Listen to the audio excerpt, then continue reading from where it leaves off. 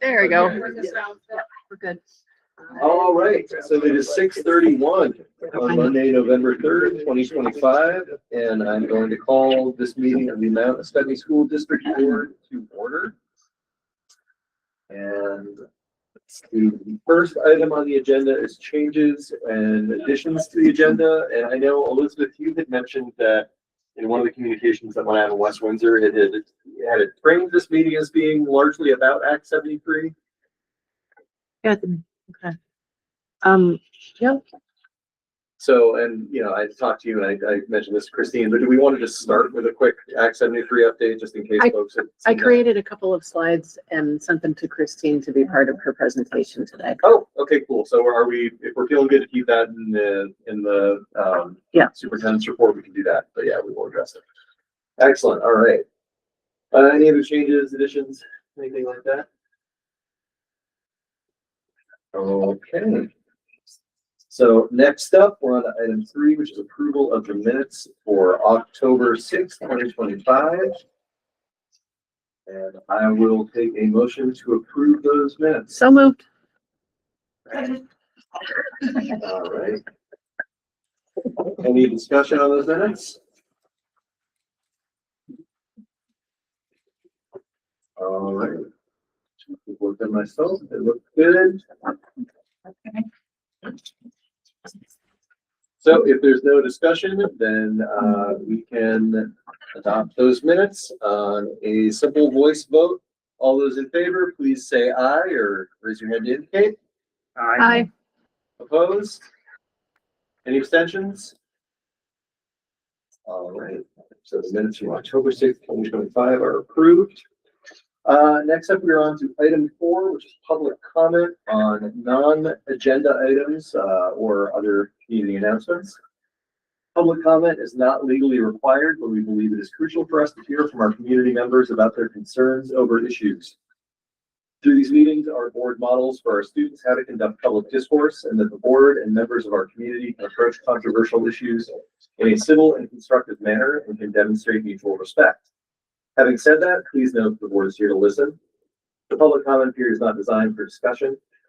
Please start by identifying yourself and what town you reside in, and please limit your remarks to 3 minutes.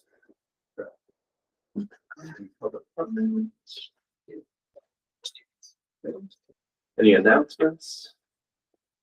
Well, the dinner.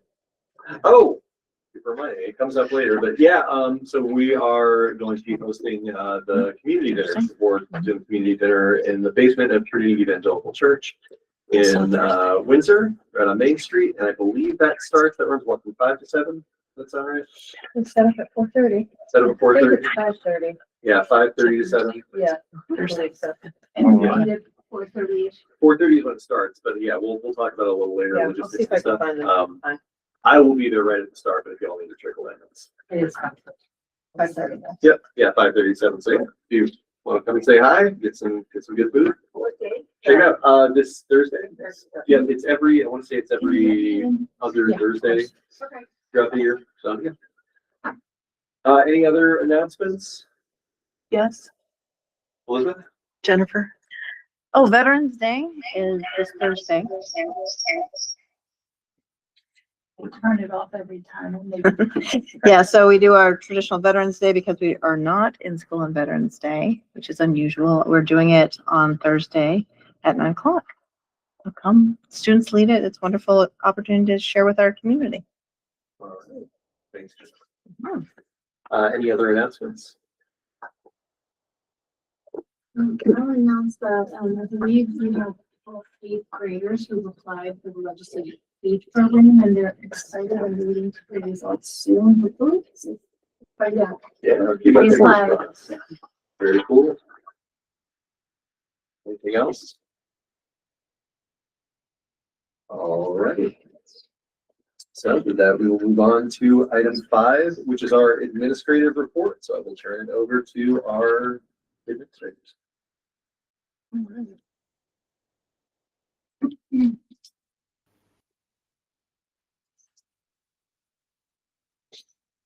Oh, it's me. Sorry. Good evening. Kristen, can you hear me? Yeah, I'm just Okay. gonna up here. Give me a second. Okay. Okay. Just highlighting a few things. We're going to give you some data information later. So I just wanted to highlight a few things that have been happening in October. We survived Halloween and we survived it well. The students had their traditional parade around town, which the weather cooperated and let that happen. It's always nice to see how many community members come out and line the streets just to see the kids go by. So it was a great event. That is all of the kids. And if you look close, you'll see some staff and maybe the superintendent in costume as well. One really neat thing that happened this year, these are our preschool teachers too. They do a great job with the little kids. We shortened the parade for kindergarten and preschool this year. It was quite a hike last year. So we shortened it for them this year and it went very, very well. But this year, the student leadership team from the high school asked to join us. And Katie Rainey, who I just have to give some praise to, did a wonderful job of preparing them to come and help classes. So we had one high school student attend each class. And it was just a great exchange. We're lucky to have that opportunity to go across the building that way. They did an incredible job. And we're hoping for some more opportunities like that throughout the year. So it was really successful and we appreciate them. I wanted to highlight Number Corner, which is the math supplement that we've been using to try to enhance our math communication and discourse. And this is an example. I think this is maybe a second grade. No, this is a kindergarten one, I think. Can't tell from the picture. Each grade level has a patterned calendar that they work on each day, draw conclusions. They collect data and have a lot of conversations about what they see growing across the month. It builds calendar and time skills, but it also has a lot of patterning, a lot of predicting. And the teachers are really enjoying this conversation with the students, and it's very fun to watch when the students engage and they're up and active in math. And I always love to see them doing math and not just completing math. The next slide, Christine, this is our second year of STEAM, and it's led by our art teacher, Maddie Vidilla, and Tara Custer, our new librarian who came in last year. And they've taken on teaching STEAM classes. They had the 5th graders working on some bridge construction and testing out whose bridge could hold the most. I believe the top picture is the winner, but there were a couple more to test this morning. A lot of measuring, a lot of building, looking at how different bridges are made. It's just a really all-encompassing program, and the students. It's also a co-teaching opportunity. Tara and Maddie co-teach. Both classes are scheduled at the same time, and so they can choose to break into groups, or in this case, they were co-teaching and had all of the 5th grade together.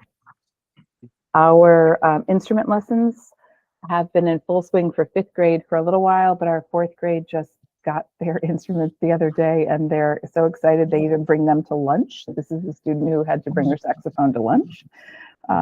So they're very excited about that. And then just an update on our student leadership team for elementary. We have a 25-member team, 3rd through 5th grade. They will meet semi-monthly, with the next meeting being tomorrow. And they're so large, we're breaking them into subcommittees, and hopefully many of them are 3rd and 4th graders who we hope to grow into the leadership positions and continue through 5th grade. So that's some elementary activities. For the middle school, a couple things that have happened in the last month. We are happy to celebrate our Student of the Month every month as last year. This year we added Advisory of the Month. And our first month winner was Ms. Lawyer's Advisory, and the second month was Mr. Lawyer. First month, Mr. Lewis, 7th month in October. And the goal for doing that was to just build more culture and belonging into our middle school, and giving the teachers a celebration day to be with just their advisory. So they win a lunch celebration together. And that's based on like their activities and their challenges that they meet in advisory their advisory period. Our leadership team is about 15 to 20 students who meet every week with our counselor, and they planned our first Halloween dance, try to have one every year. Our Mountain Scutney homeschoolers and our sixth graders from Oak Bridge were invited, and it was really went well this year. It was really nice. Something that's happening with our math and ELA teachers, our intervention support period is happening in the second half of our advisory block. That's kind of the time when we pull students for services or extra supports, double dosing, and we're seeing a lot of nice growth in the intervention periods and students redoing some of their STAR testing because they're challenging themselves and their scores are going up and they're super confident and proud, and the teachers are excited to share that news with us. Another, for the second year, again, we're offering the National Junior Honor Society to our 8th graders. So they'll be applying between now and our December winter break. And then right at the end of January, right in mid-January, they'll look at the end of the semester grades to determine if they meet the membership requirements. They're welcome to attend the first couple of meetings for information. We'll look at service projects and the 5 pillars of the National Junior Honor Society. Last year was our first year, and we had 7 8th graders inducted. And Mr. Avent is our advisor for National Honor Society and National Junior Honor Society. And since we have some new students who come in at 9th grade, and that's considered Junior Honor Society, he is considering having another induction for the new 9th graders to add to those 8th graders from last year. So that's exciting. It's growing pretty quickly. Second quarter started today. So in the middle school, Ms. Lawyer, shout out to Ms. Lawyer. She is our Lighthouse coordinator, and she supports most of the advisory activities and the leadership pieces. And one of those is students leading second quarter clubs. So once a month, a group of students are leading different kinds of clubs, Dungeons and Dragons and chess club and board game club and a couple others that started today. And we won't see that again until next month. But we've added electives to our schedule this year instead of clubs. And so we wanted to get them in there somewhere so the kids had some choice in leading those groups.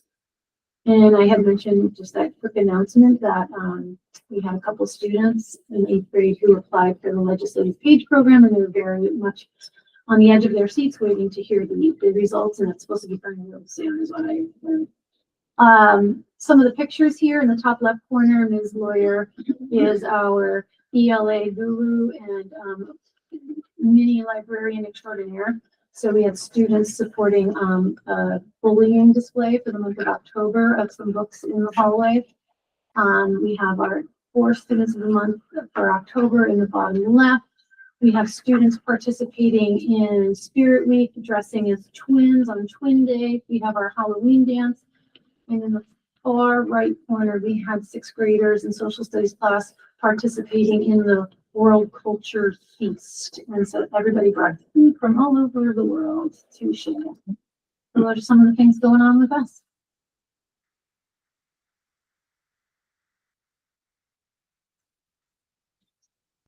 I was still muted.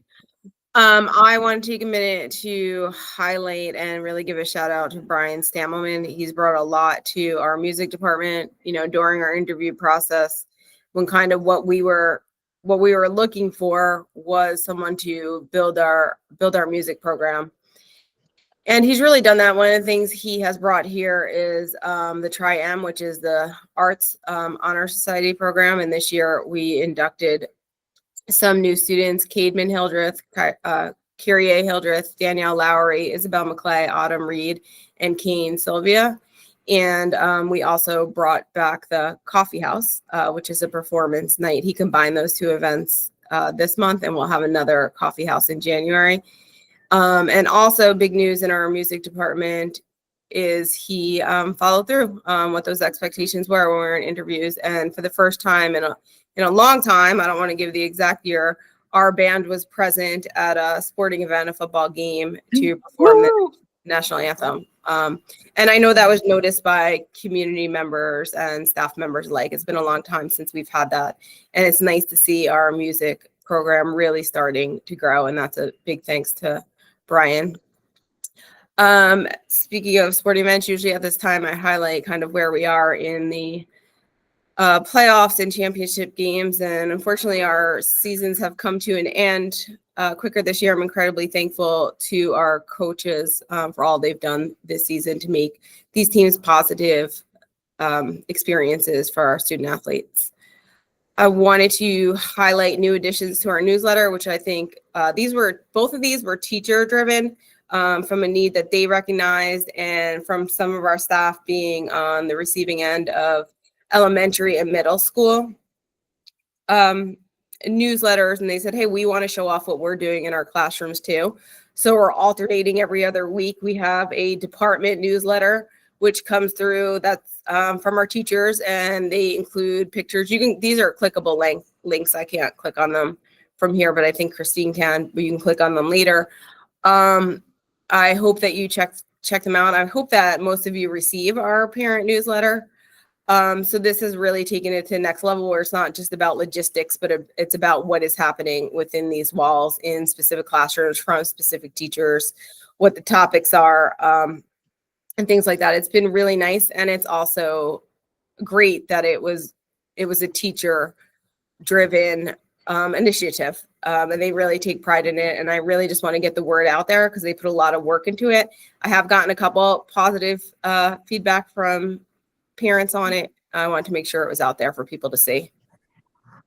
And the last thing, I'm thankful that Tracy gave that shout out to Katie Rainey because as a leader, a new position or a position that we filled with our leader, May was our cultural action team leader.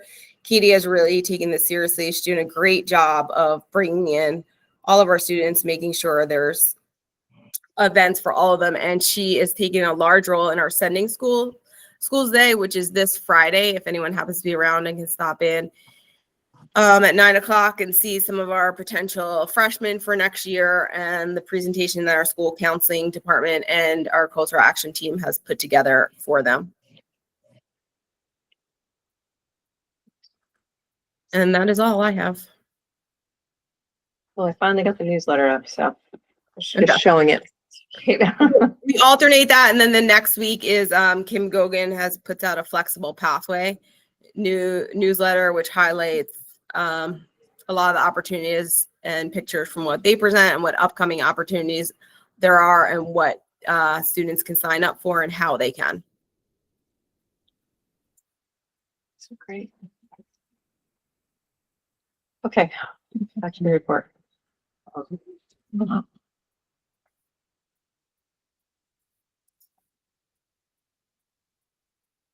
Way to go, Christine. I know, I get the wrong. One second. No pressure. No pressure, okay. Sorry.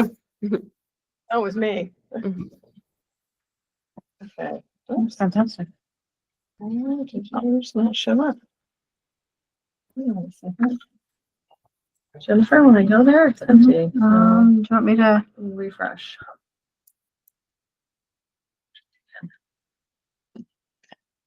I can start.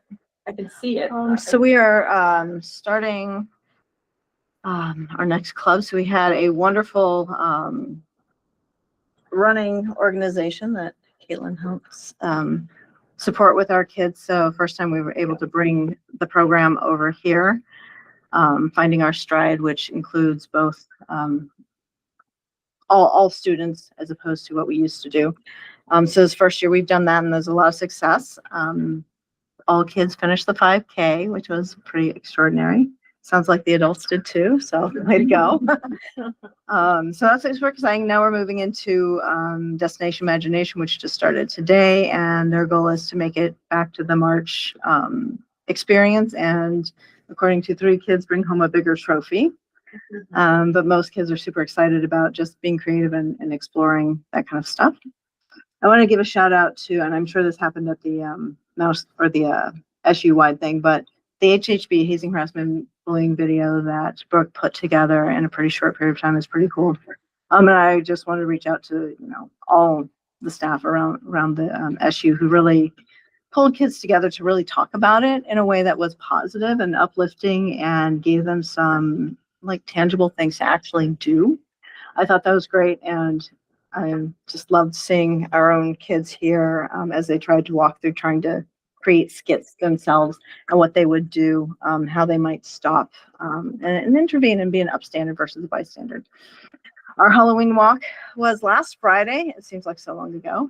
Up at the mountain with a skip organization leading that every year. I'm just amazed at how many people come through and how the town pulls together, the community pulls together to create a pretty cool experience. It used to be like in the halls here, and the sixth graders would create this whole haunted walk, and like it was a lot of work here. But what I love about there is we used to only see the kids who went to school here. When you're up there, you see kids coming back, you see new kids, you get kids from all over, which is really a wonderful collaboration with the Scutney Outdoors, our skip organization in the school. And it was super loud. No, when it was Here. here, Oh my yeah, gosh, yeah. it was The gym was just, it's not conducive. It's not conducive. Our student leadership group is working on a couple of things. One is our upcoming Harvest Festival. And as you walk out, you'll see their notes. They actually post their minutes, which is pretty cool, that they have. They're really excited about some components. The other thing that they're doing now is they're now on our interview committee. So we happen to be looking for a music teacher, and they're on our interview committee for the first time, which is really exciting. Flex grouping is something that in a small school, when you have multi-age and the curricula that we have, it's really essential that we have some extra hands to help support and teachers who can think about kids in unique ways. And they've been working, the teachers have a chunk of time on Friday during what we call exploratory time, where the kids are kind of exploring arts and stuff, where the teachers have like a double prep. So one of those two preps, they actually collaborate with each other and with either their special educator, their interventionist, and each other, and really trying to think about how are we going to meet kids where they are, because we talk about every kid should be growing, and to do that you have to meet kids where they are, because if you're already high flyer and you test and you haven't been taught at that level, you're not growing. If you are down here and you're being taught here, you're not growing. So really finding where the kids are to help them grow. And I'm just super excited about how the team has, like, this is our second year of really having a full team together to really think about this, and just the information that's being processed as a team and the students being able to really feel comfortable and confident in their growth is really exciting to see. The leader in me, I wanted to just make sure everybody has a heads up. Our leadership leader is Jackie Borelli, and so we've got the three teams. So our leadership leader, she's looking at our play structures and how to create more natural play spaces that are conducive to meeting developmentally appropriate needs of large gross motor skills that also meet the requirements of like our insurance company and all those things. So she is putting together a committee that meets on Wednesdays I think it's every other week now, really looking at how do we meet those goals and create expanded kind of natural play environment. So I'm super excited about that. Yeah. Pretty cool. And then, do you have the pictures? That's okay. Yeah. Yeah, okay, came up. perfect. Yeah, they were up. I saw them. You want to talk about them? I'll go back. So the pink folks over here is our running crew at their event. Was it last Saturday? Was it only last Saturday? 2 Saturdays ago. Which was 2 ago? October 2. Okay. Unless that wasn't a Sunday. Time flies. In which case that was the wrong day. Nice. Yeah, I'm with you. And then, collaboration is something we talk about for adults as well as kids. And anytime you can get kids working multi-age units, just working together is super fun. So shout out to our PE teacher if you go in there, you'll just see kids really engaged in play that is around collaboration, and all those skills necessary for that work. All right, thanks. Excellent. All right. I'm gonna just highlight a couple things from the month. As you know, we've been really focused on behavior data and putting systems in place. So there's a video out there on some bullying prevention that Jennifer mentioned, which was pretty awesome. It came together very quickly, very collaboratively. The other focus this month was the administrative team sat down and we did a deep dive into our data, our behavior data, to prepare for our first staff meeting, where staff were presented with our data and dug into it. While we were engaged in the work, we definitely found some places in the system that we needed to adjust, which we're working on. And then staff got to dive in and look at the data, and it was actually really fascinating, I think, for all parties involved. And you know, you can find trends. You can see that sometimes it's just a few kids producing many of the logs, and that's behaviors tells us something. So we have to do more for those kids to figure out what the needs are. So work in progress, but you'll see some of that data later on in the data report. I just wanted to mention absenteeism. As you know, that is one of our strategic plan, falls under one of our strategic plan goals and our continuous improvement plan goals. And we will be sending out this message on Friday in my newsletter. Just previewing it tonight. We have purchased PowerSchool's MBA attendance monitor plugin to help us track tardies and when kids are not in class and when they're absent. So it's new. Parents are going to be able to receive alerts when their kids are late for class or tardy for class or not in school. They're also going to be able to log in and instead of calling the school, they can log in and mark their student out with a particular reason. So fingers crossed that part wasn't working today when we tested it, but by Friday, we're really confident that'll be ready. So, so a couple things, and then Elizabeth is going to take over and share some updates, but I wanted to bring to your attention that the preliminary findings from the Commission on the Future of Public Education are out and on the website. It's not too long of a report, and I will put it in my newsletter Friday for the general public to have as well. We have 3 draft maps that are out. They will also go in my newsletter Friday for people to have access to. One is focused on CTE districts.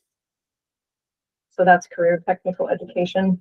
I think there were 13 of them, I believe, in that map presentation. There's a BOCES, which is Board of Cooperative Education Services. Which is a way for people to merge services, I think, is a better way to say it. You can certainly find efficiencies if you are sharing transportation, or if you're buying supplies, or if you are in need of particular educational environments that we can't offer in our own schools. So that is one draft with a component around regions that where it makes sense for mergers to happen, strategic mergers to happen. That's also a component of that draft plan. And then there was a final one, which is strategic regional high schools. And that one, I think, is going to need a plan for how those high schools will be built in many instances. So those will be in my newsletter Friday. But Elizabeth, you are up next with more information on everything Act 73. So I created I didn't create this. I created the slide that has this information. This is what the time frame is that remains for the kind of decisions that need to be made for the legislature to be able to have all the information by the start of the session, which is January 6th. Once again, I've attended every single meeting of the Commission on the Future of Public Education in Vermont and the redistricting task force. The commission met today. They are now, so if you look at their all you have to do is Google Vermont Commission and it seems to just come up on its own. But if you want to look at their website, they are going through their own report with a fine tooth comb. There are people who are trying to draw the line for the public between what the different bullet points actually mean. The commission has one more meeting to finish tweaking its report before sending it off. Their deadline is December 1st. The task force's deadline is also December 1st. They have on Monday, November 10th, they will meet from 9:30 to 3:30 to talk about what maps they want to pick. They are allowed to pick up to 3 maps, one of which must be include supervisory union structures. They on Friday they had a brief meeting about an open meeting law complaint, and during that meeting, they decided to add another public comment section, which is great because they have not had any public comment that could respond to what they're doing. So they haven't set a date for that. They will set a date for that at their meeting on Monday. But for the people gathered here, the thing that is really important is that there is can you switch slides? Yeah.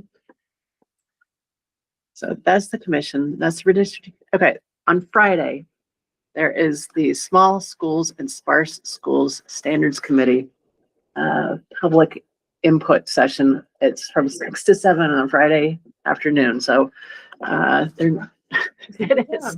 So Yes. nobody goes. They actually, I won't go into, Yeah, okay. but anyway, I'm working on a web page that has all of the stuff that I've already provided to the public, but there's so much more and it needs to be all in one place. I haven't done it. I didn't think it was really important to have it done for today because I was at the commission meeting all day, but I will get that out. I have a stolen day tomorrow, so I plan to work on that all day tomorrow. And I also plan to have 2 kind of public information forums next week. They'll be totally remote. And just to make it easier on families. And that's it. It's all starting to sort of come together. There's a big push to just put it down. But we don't know who knows what the legislature will actually do. So there will be, by the time of the forums next week, there will be a lot to talk about and respond to.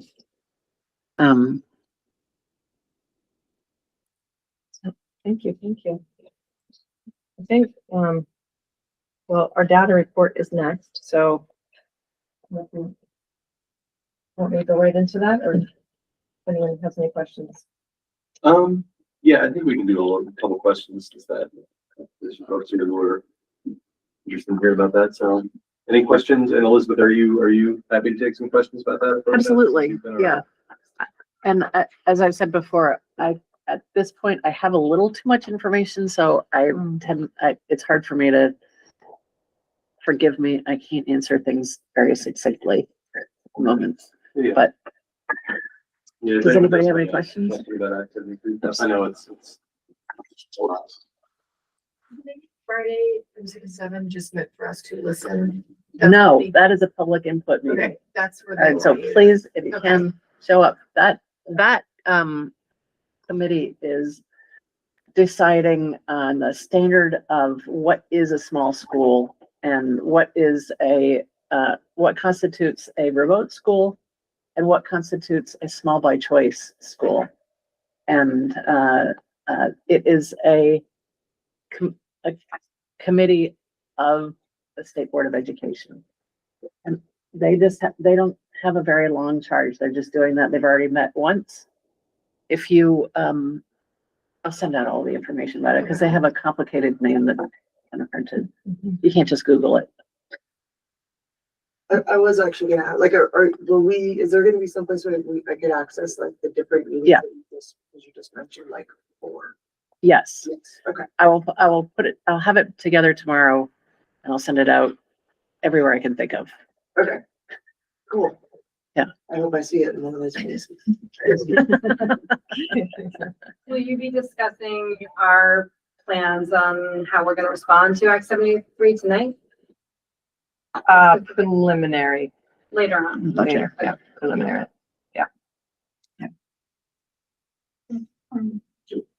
I'm just wondering, if the district or the SU is going to weigh in on these decisions and attend this meeting and give kind of a unified message around small schools or star schools, and if so, what the message might be from our supervisory union around that.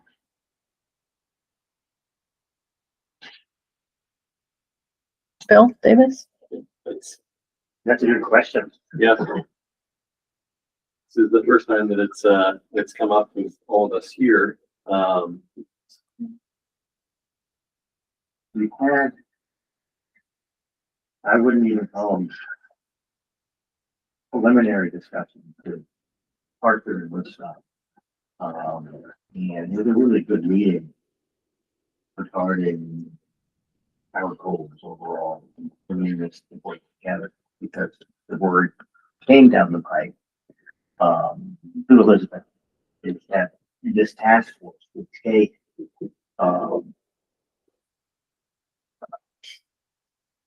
acknowledge the fact that certain SUs and districts have talked to each other.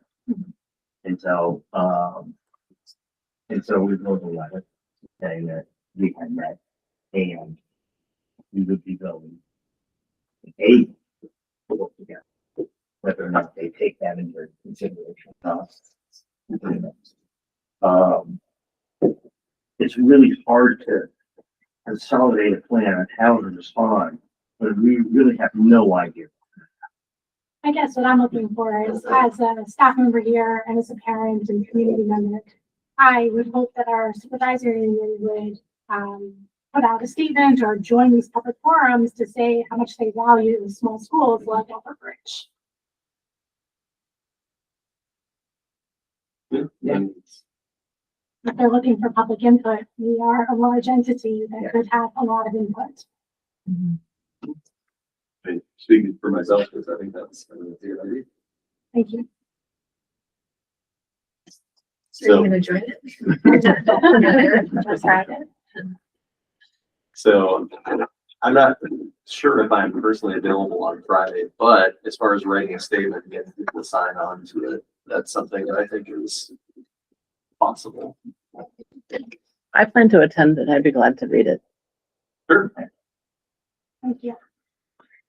Who picked the time of the meeting? I mean, this is 7 on a Friday. I know, and actually, the way I found it was, I had to Google the minutes from the only other meeting, or the last meeting, because the minutes were not actually posted to the committee's website. I had to Google that, I found them, and then at the very end of those minutes was mention of a public input. And so I Googled that, and that's how I found they've since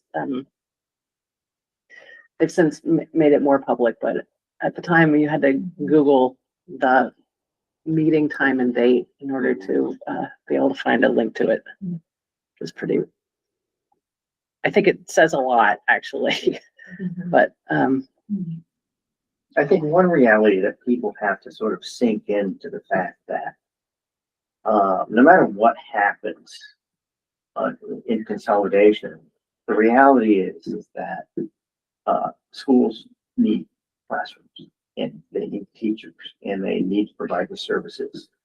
And until whatever happens with consolidations, as the political end of it, there's no way they can just close schools because there's just not enough schools available out there that are in good enough condition to hold students.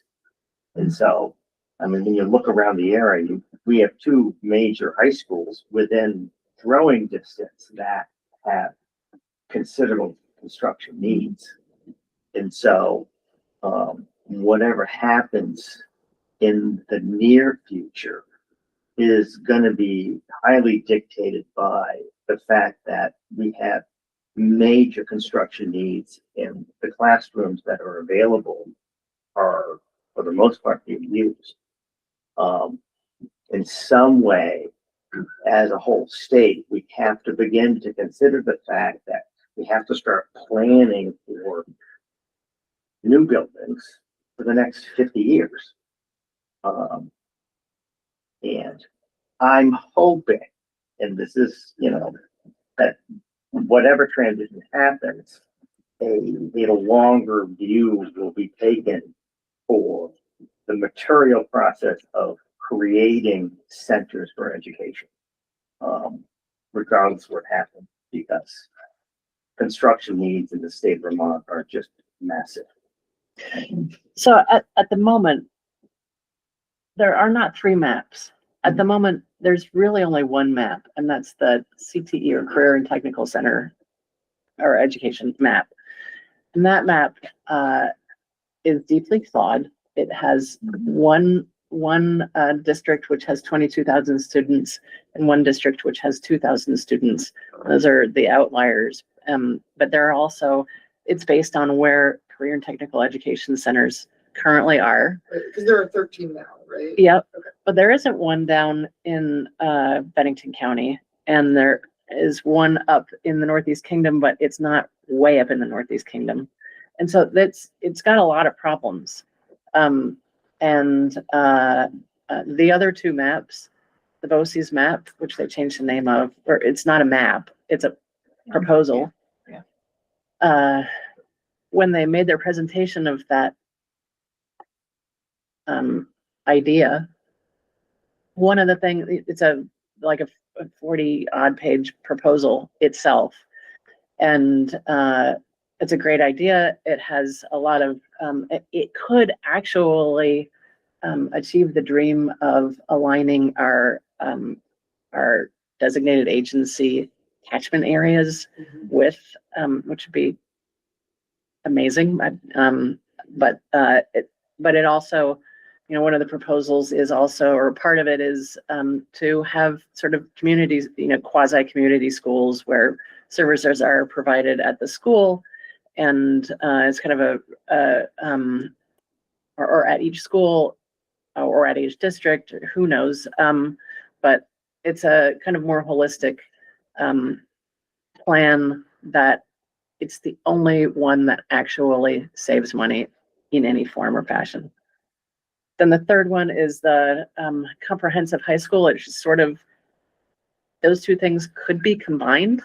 But the comprehensive high school one is a district, a school district, versus the BOCES model, which is the supervisory union. And those are two different structures.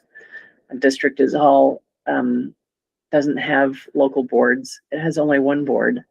And a supervisory union has local boards that, as we have, local boards that report up to a bigger board.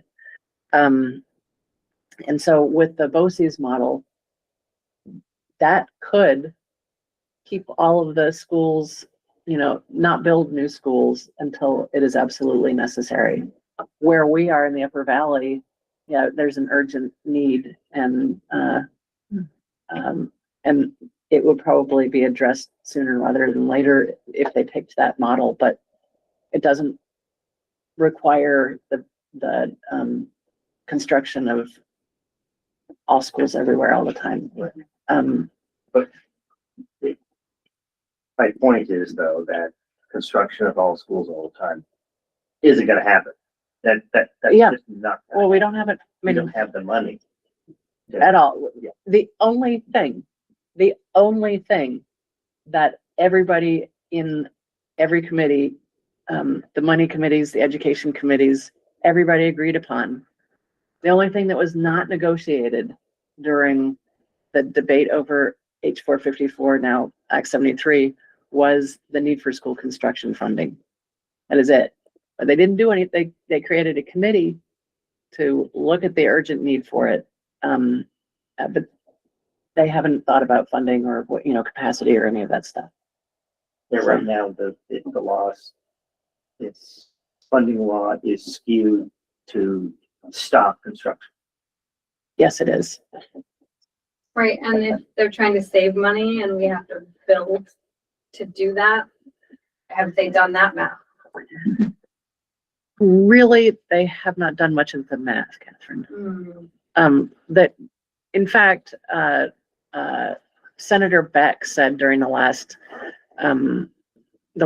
redistricting task force meeting, he actually said out loud that none of these maps are going to save any money.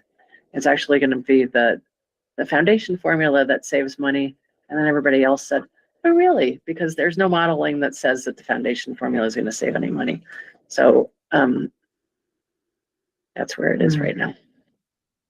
I have one question about so when you said the BOCES model is gonna align like catchment areas with the designated agencies, would that also change, would that align AHS, like catchment areas with our designated agencies? So that it's not a plan. It's okay. It's not a plan. It's annoying.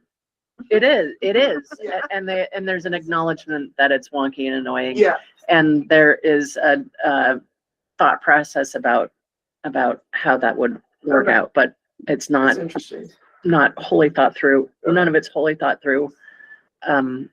They did have a kind of narrative about what under this model, what consolidation could occur. Like, it's really super easy to imagine up near Montpelier, the high schools consolidation, because there's like 4 or 5 schools that are all underused, and they could consolidate into a couple, or and so they've gone. I think they did 3 exercises, like thought. What do you call it? Thought experiments. Thank you. They did 3 kind of test cases, but they said, this took us the last couple of weeks to do just these 3, and we really don't have time to do all of it. And so, but it's more of a report and or more of a proposal, I guess. The thing that's good about those 2, the proposal of the BOCES and the what are they called? The Schools, regional high schools. the regional high schools, is that they're totally backed up by data. Okay. And the CTE map is not. So. Any other questions before we move on? Nope. Yeah, just a clarifying question.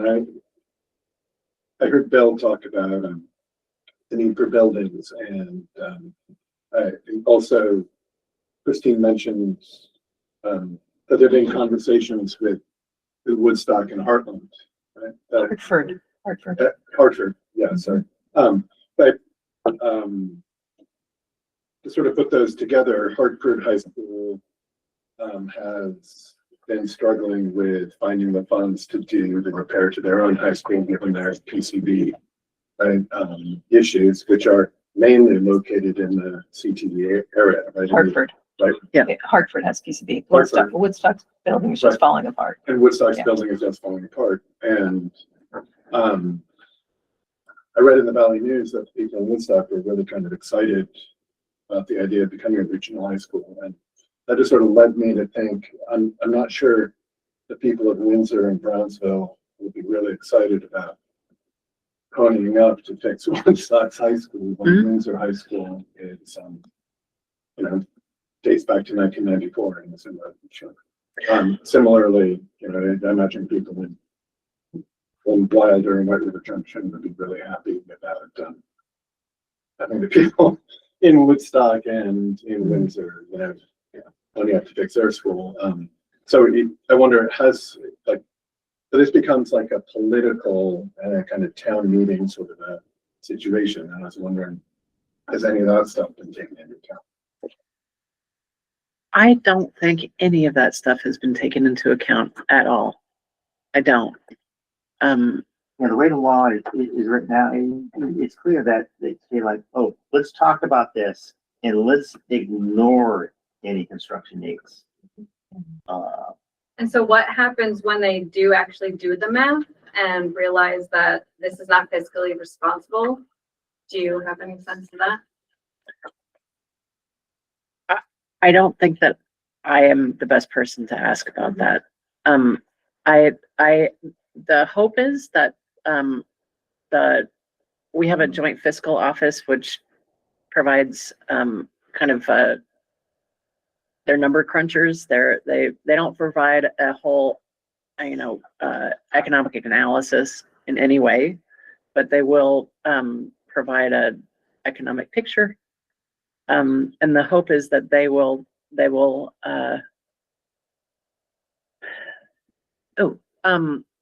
the hope is that they will be able to provide more information, at the start of the session. But I don't get the feeling that they're going into this merger discussion with any sort of idea that, oh, we're going to build new schools from consolidate. And basically, it's coming up with a fairy tale of merging governance in some way that savings will then appear magically, because you only need one superintendent, except for you only need one business office, or you only need, but the fact is the work just multiplies, and then the kids go to the same schools and we all save a bunch of money, which isn't a reality. Just to clarify, it just occurred to me that at the penultimate, second to last meeting that the task force had, the Secretary of Education came in to present the data that had been collected by the Agency of Education. And one of the things that was one of the data sets that was requested was the relationship currently between supervisory unions or supervisory districts and the catchment areas for the designated agencies. And the AOE did not provide that, and they were pressed about it. And so the hope, I think, is that they will come back with the data. But that was part of the reason that was not fleshed out in that report. And I think it says that in that report, actually.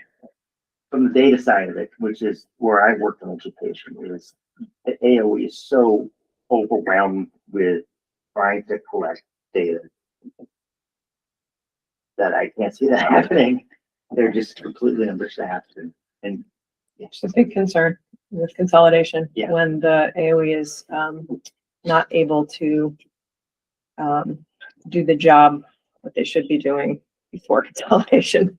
yeah, Christine Say, put yeah. so eloquently, I'll put it more realistically. The AOE is dysfunctional. It's that's any one of us that deal with them on a consistent basis understand that. And that's come Yeah. through years of gubernatorial mismanagement. But yeah, Is there a world in which they see that this is a bad idea and they just are like, maybe let's hold off or never mind? Or is this just like, this is a train that's going and they're just gonna like push forward? I think, honestly, I think there's a world in which they, I want to remind everybody that bill, H454, passed on a technicality. It was not popular in the House of Representatives. It was, if it had been a roll call vote, it would have failed. But it wasn't, it was a voice vote. So, and there was a lot of confusion around when it actually took place, there was a lot of confusion about what was actually happening. And so people accidentally voted yes, because of a procedural kind of, I don't know, the way that it took place was people accidentally voted yes. But so there remain a lot of legislators who are adamantly against this. And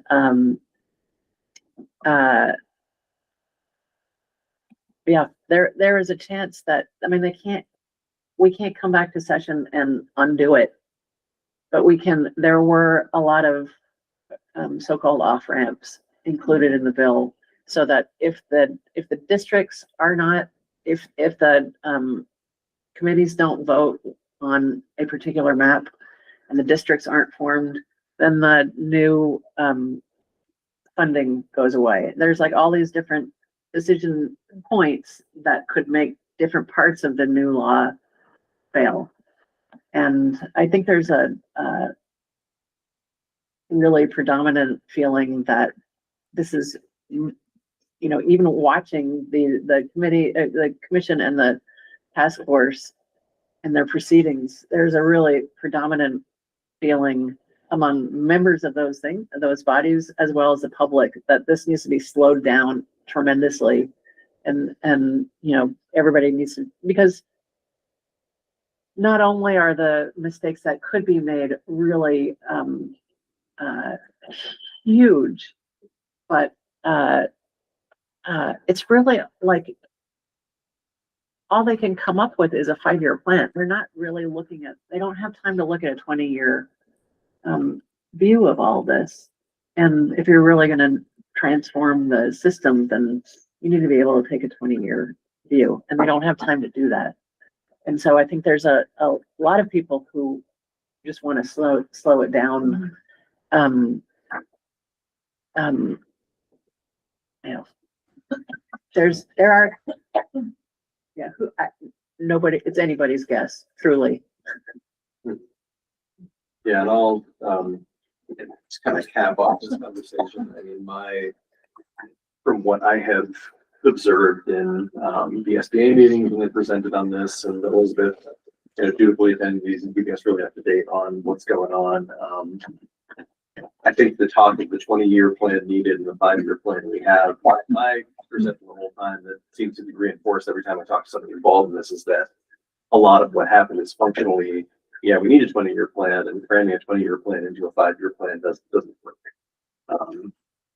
The scale of change that this piece of legislation is supposed to accomplish, regardless of any of the mechanics, regardless of whether it actually saves money or not, which like there is just kind of a big question mark, right? Consolidating to the extent that they are talking about and making the changes they're talking about in the time frame. I mean, the fact even that this task force was formed less than a year ago and was expected to come up with 3 functional maps and be able to like demonstrate that they are useful in that time frame is, I mean, I found it troubling the entire time. Yeah. You know, and it's an odd situation where I have yet to run into anybody who represents this area or who is on this board who, you know, did anything but advocate against this plan every step that we possibly could.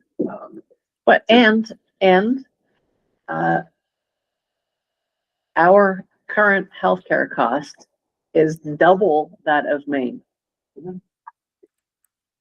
Our current healthcare cost is way more expensive than any other state in the country, which makes it way more expensive, or the most expensive healthcare in the world, since we have our country has the most expensive healthcare system.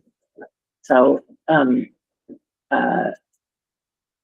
you know, kind of taking that step back, I think there's a growing voice saying, we didn't ask for this.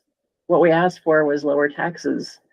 And we didn't ask to have our whole system be, I mean, that's what I've been hearing lately through some of the task force had 3 public input sessions, and it started, the first one was in, at, Leland and Gray, which is, down in, what county is that in? Bennington County? It's southern part of the state. And that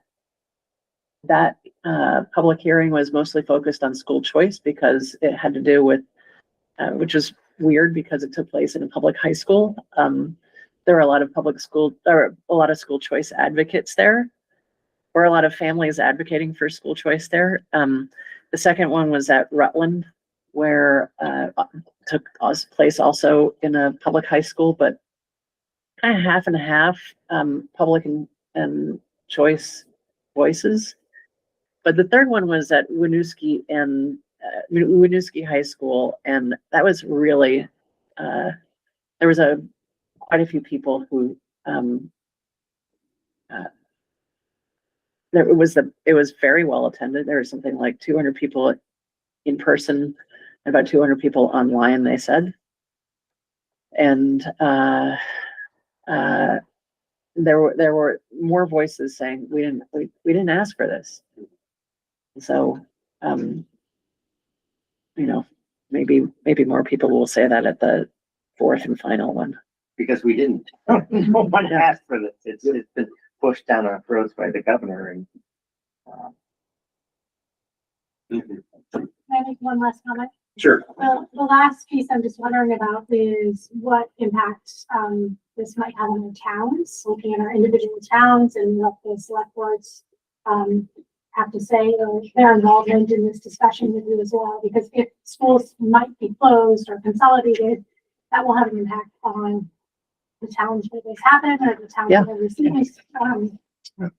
receiving students. And so I'm just wondering if there's some collaboration there as well with the school board and the select boards of these towns. You mean ours?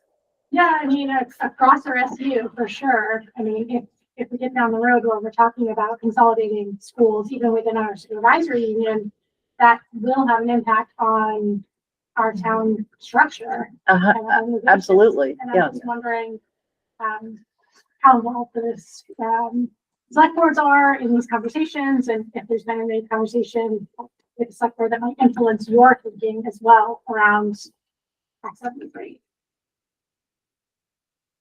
Just another place to bring on more conversation. Yeah. Yep. That's a good We've point. seen what happened in other towns where they have lost their schools, example from Plymouth, and the impact that has had on those communities. And so just wanted to bring that up as well. It's a good point. I would be just like I have, the reason that I haven't had any public forums about it yet is that we haven't had anything to actually grab onto and respond to. And and that's why for me as a legislator, why I haven't gone there yet, because it's really hard to. It's very nebulous right now. I think probably this time next week it'll be less nebulous, but there's just everything is up in the air at the moment, and it's not just up in the air. When they come out with their maps, it'll still be up in the air. But looking how things were done. Again, this is me looking at with my rose-colored glasses. I anticipate they're going to come up with something, and then there's going to be an uproar around the state saying, "No, that's a stupid idea," because it's going to be a stupid idea. So, and they won't have any data to back it, and they won't have the funds to do it, and they won't have the classrooms to happen. And it's an election year, and so the question is whether people will think that it takes a strong political will to push this through, or does it take a strong political will to stand up to it? All right, I think let's get cap on it. I'm glad we were able to have this discussion. This was our administrative report. We do need to move on to the rest of our agenda, but it's going to keep the conversation. And then hopefully it becomes a little clear. A little what? A little clearer? Clear. Yeah. All right. So we're on to Good, the. yeah. Thank you, Alrighty. Dan. Okay. Past our ways. And Tracy's gonna start us off. Right, thanks, Christine. So this is our K3 DIBELS data, which is really our baseline data for the year. It's what we use to establish some intervention groups. At the beginning of the school year, our groups really were focused on digging into the specific skills that the students were missing. And now, since those first 6 or 7 weeks have finished, we are in some targeted groups where we're really focusing on that, our students, that 16% of students that are in the yellow, and those in the red that are approaching the yellow, right? The ones that are right on the bench line, on the cusp of becoming yellow. So those are students we're looking to move. This obviously isn't data we like, and I kind of look forward to bringing back a comparison. I like the way we're tweaking our intervention to target specific students. I'm hoping to see some real growth to report back to you at our next report. Tracy? Yeah. Can you tell me what DIBELS means? I cannot tell you what those letters stand for. Amanda, it's our early literacy. Is this an acronym, Amanda? Yes. Yeah, Amanda knows it. Yeah. Dynamic leaders of basic early literacy skills. Thank you, Thank you. Amanda. There's an assessment. Yes. I, Given individually, yeah, to our students. what is it assessing? For early Early Early literacy literacy skills. skills. Yeah. It's the screener that we selected to be in compliance with Act 139, early literacy law. It has, really good reliability and validity because at least when I get, it's a one-on-one test. And so there's a teacher there sitting with the students and scoring them as they read, as they ask questions. And so, Oh, I know, in class. yeah, it's time consuming, but, it gives really strong data. And very different than our STAR results, right, which is a computerized test. So I think we find great value in the DIBELS data and being able to target the skill the students need. This is K-12, which I want you to think about the range. We're talking about students in kindergarten and seniors in high school. This is our K-12 STAR data. This is what it is, but I find it really hard to speak about data that encompasses so much. I find a lot more value in the data that's specific to different groups or grade levels. But what this is a comparison over 2 years, right? So these are our fall scores from last year and our fall scores from this year, which means we're also not looking at all of the same students. We have our new kindergartners included, and we do not have last year's seniors. So these are our reading results. Sorry, I'm toggling between screens here. So grade 3 through 5 reading. This is, we see small progress. It's not enough, but we're seeing 5 students moved from red into the green. In this graph, we are lumping those that are almost approaching and those that are well below the standard. And then the blues and the greens are students that exceed the standard. We lump them together into 2 categories. I think this shows that we moved 5 students out of the red and into the green. Again, we're across 2 grade levels, so we're not looking at completely the same cohort of students. Colleen, that's you. Yeah.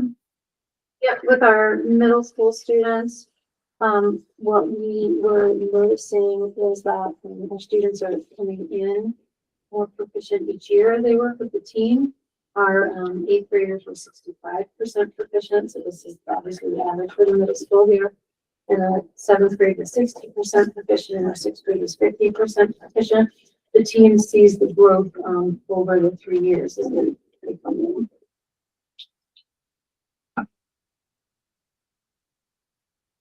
Sorry, I was muted again. This is our reading for grades 9 and 10. We only have the fall of this year because that's when we did it. We did it the fall of this year. The same thing will happen for math. This is kind of what we anticipated it being. And now we're going to dive into it and make some adjustments at the reading level. We've put a lot of focus on math and math intervention. And we need to bring it over because, as you know, high school courses are a little bit different than direct instruction in reading strategies. So we need to see what we need to do to improve this.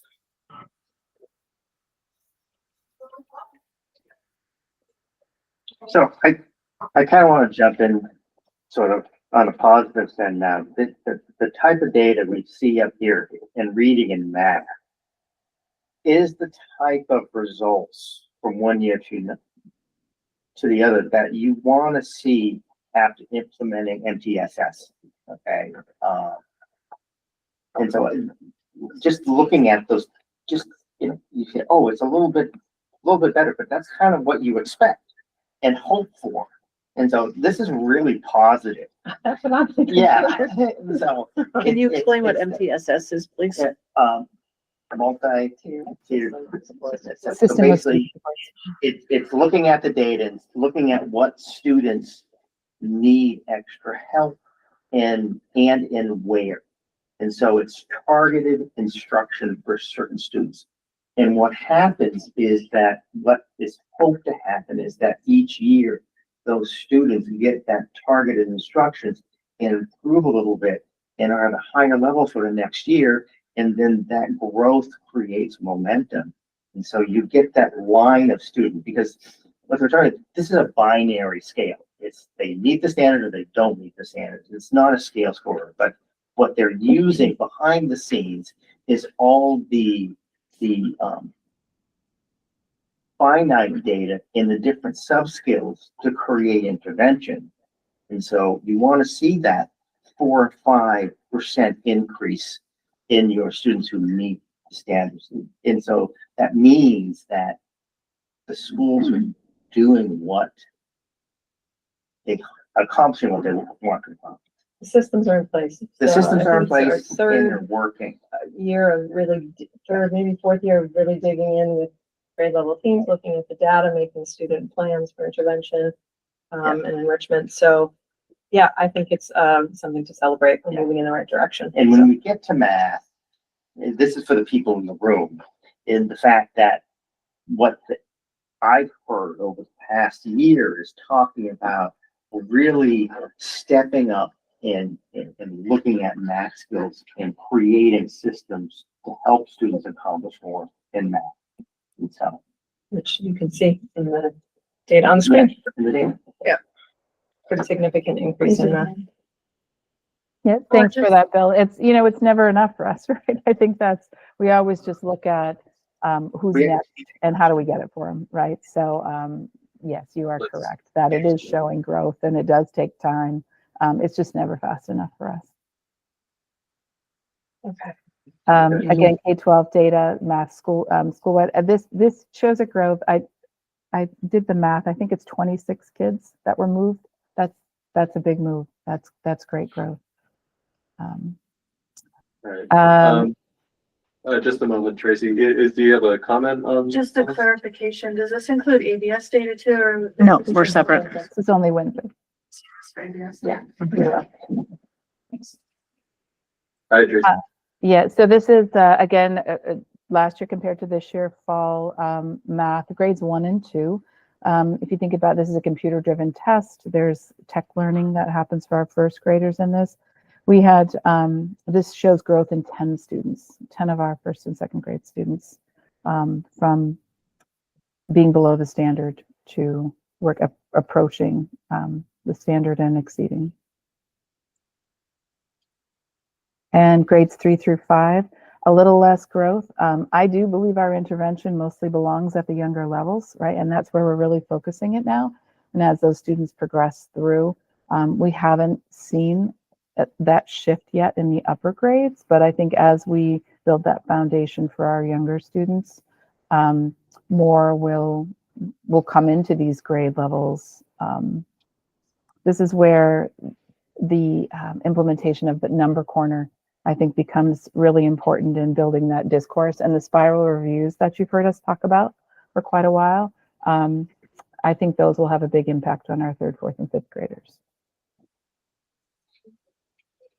In 6th through 8th grade in our math star, we had higher numbers in proficiency for the 7th grade. 49% proficient in 7th grade, 43 proficient in 8th grade, and 38 proficient in 6th grade.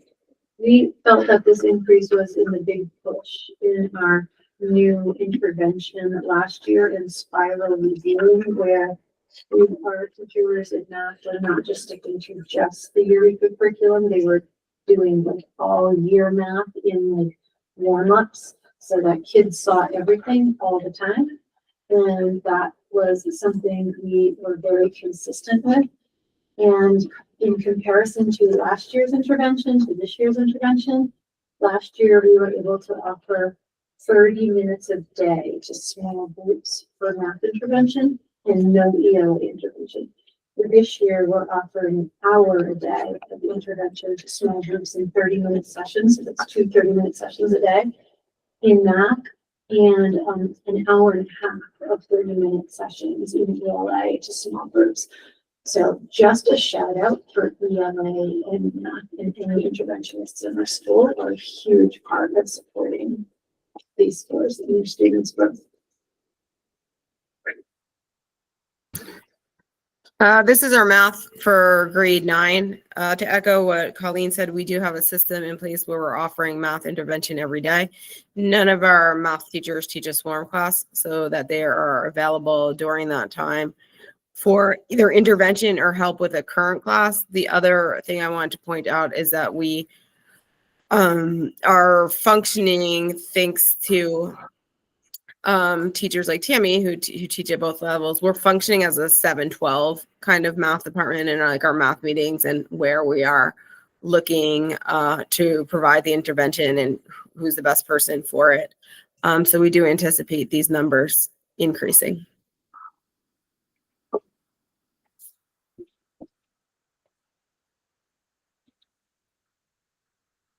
We didn't have that chart in our packet. No, we noticed this afternoon that it's missing, so we added it. Sorry about that. Yep. We were going over it. Good eyes, though. This is just data broken down by across the system, K-12, free and reduced, and non-free and reduced, to see if we're closing the gap. So on the left is free and reduced, and on the right is non-free and reduced. And there's still discrepancy between the two, so. This is the same for math. A bigger gap, definitely a bigger gap between our free and reduced eligible students and our non-free and reduced. And math is closing in math more, It's more, according to this. it's a larger gap in math, yes. But it's But it's No, still but it's- closing, from year to year. still closing. Yes, yes. It's, yeah. Right? They're almost identical. It is closing from 24 to 25.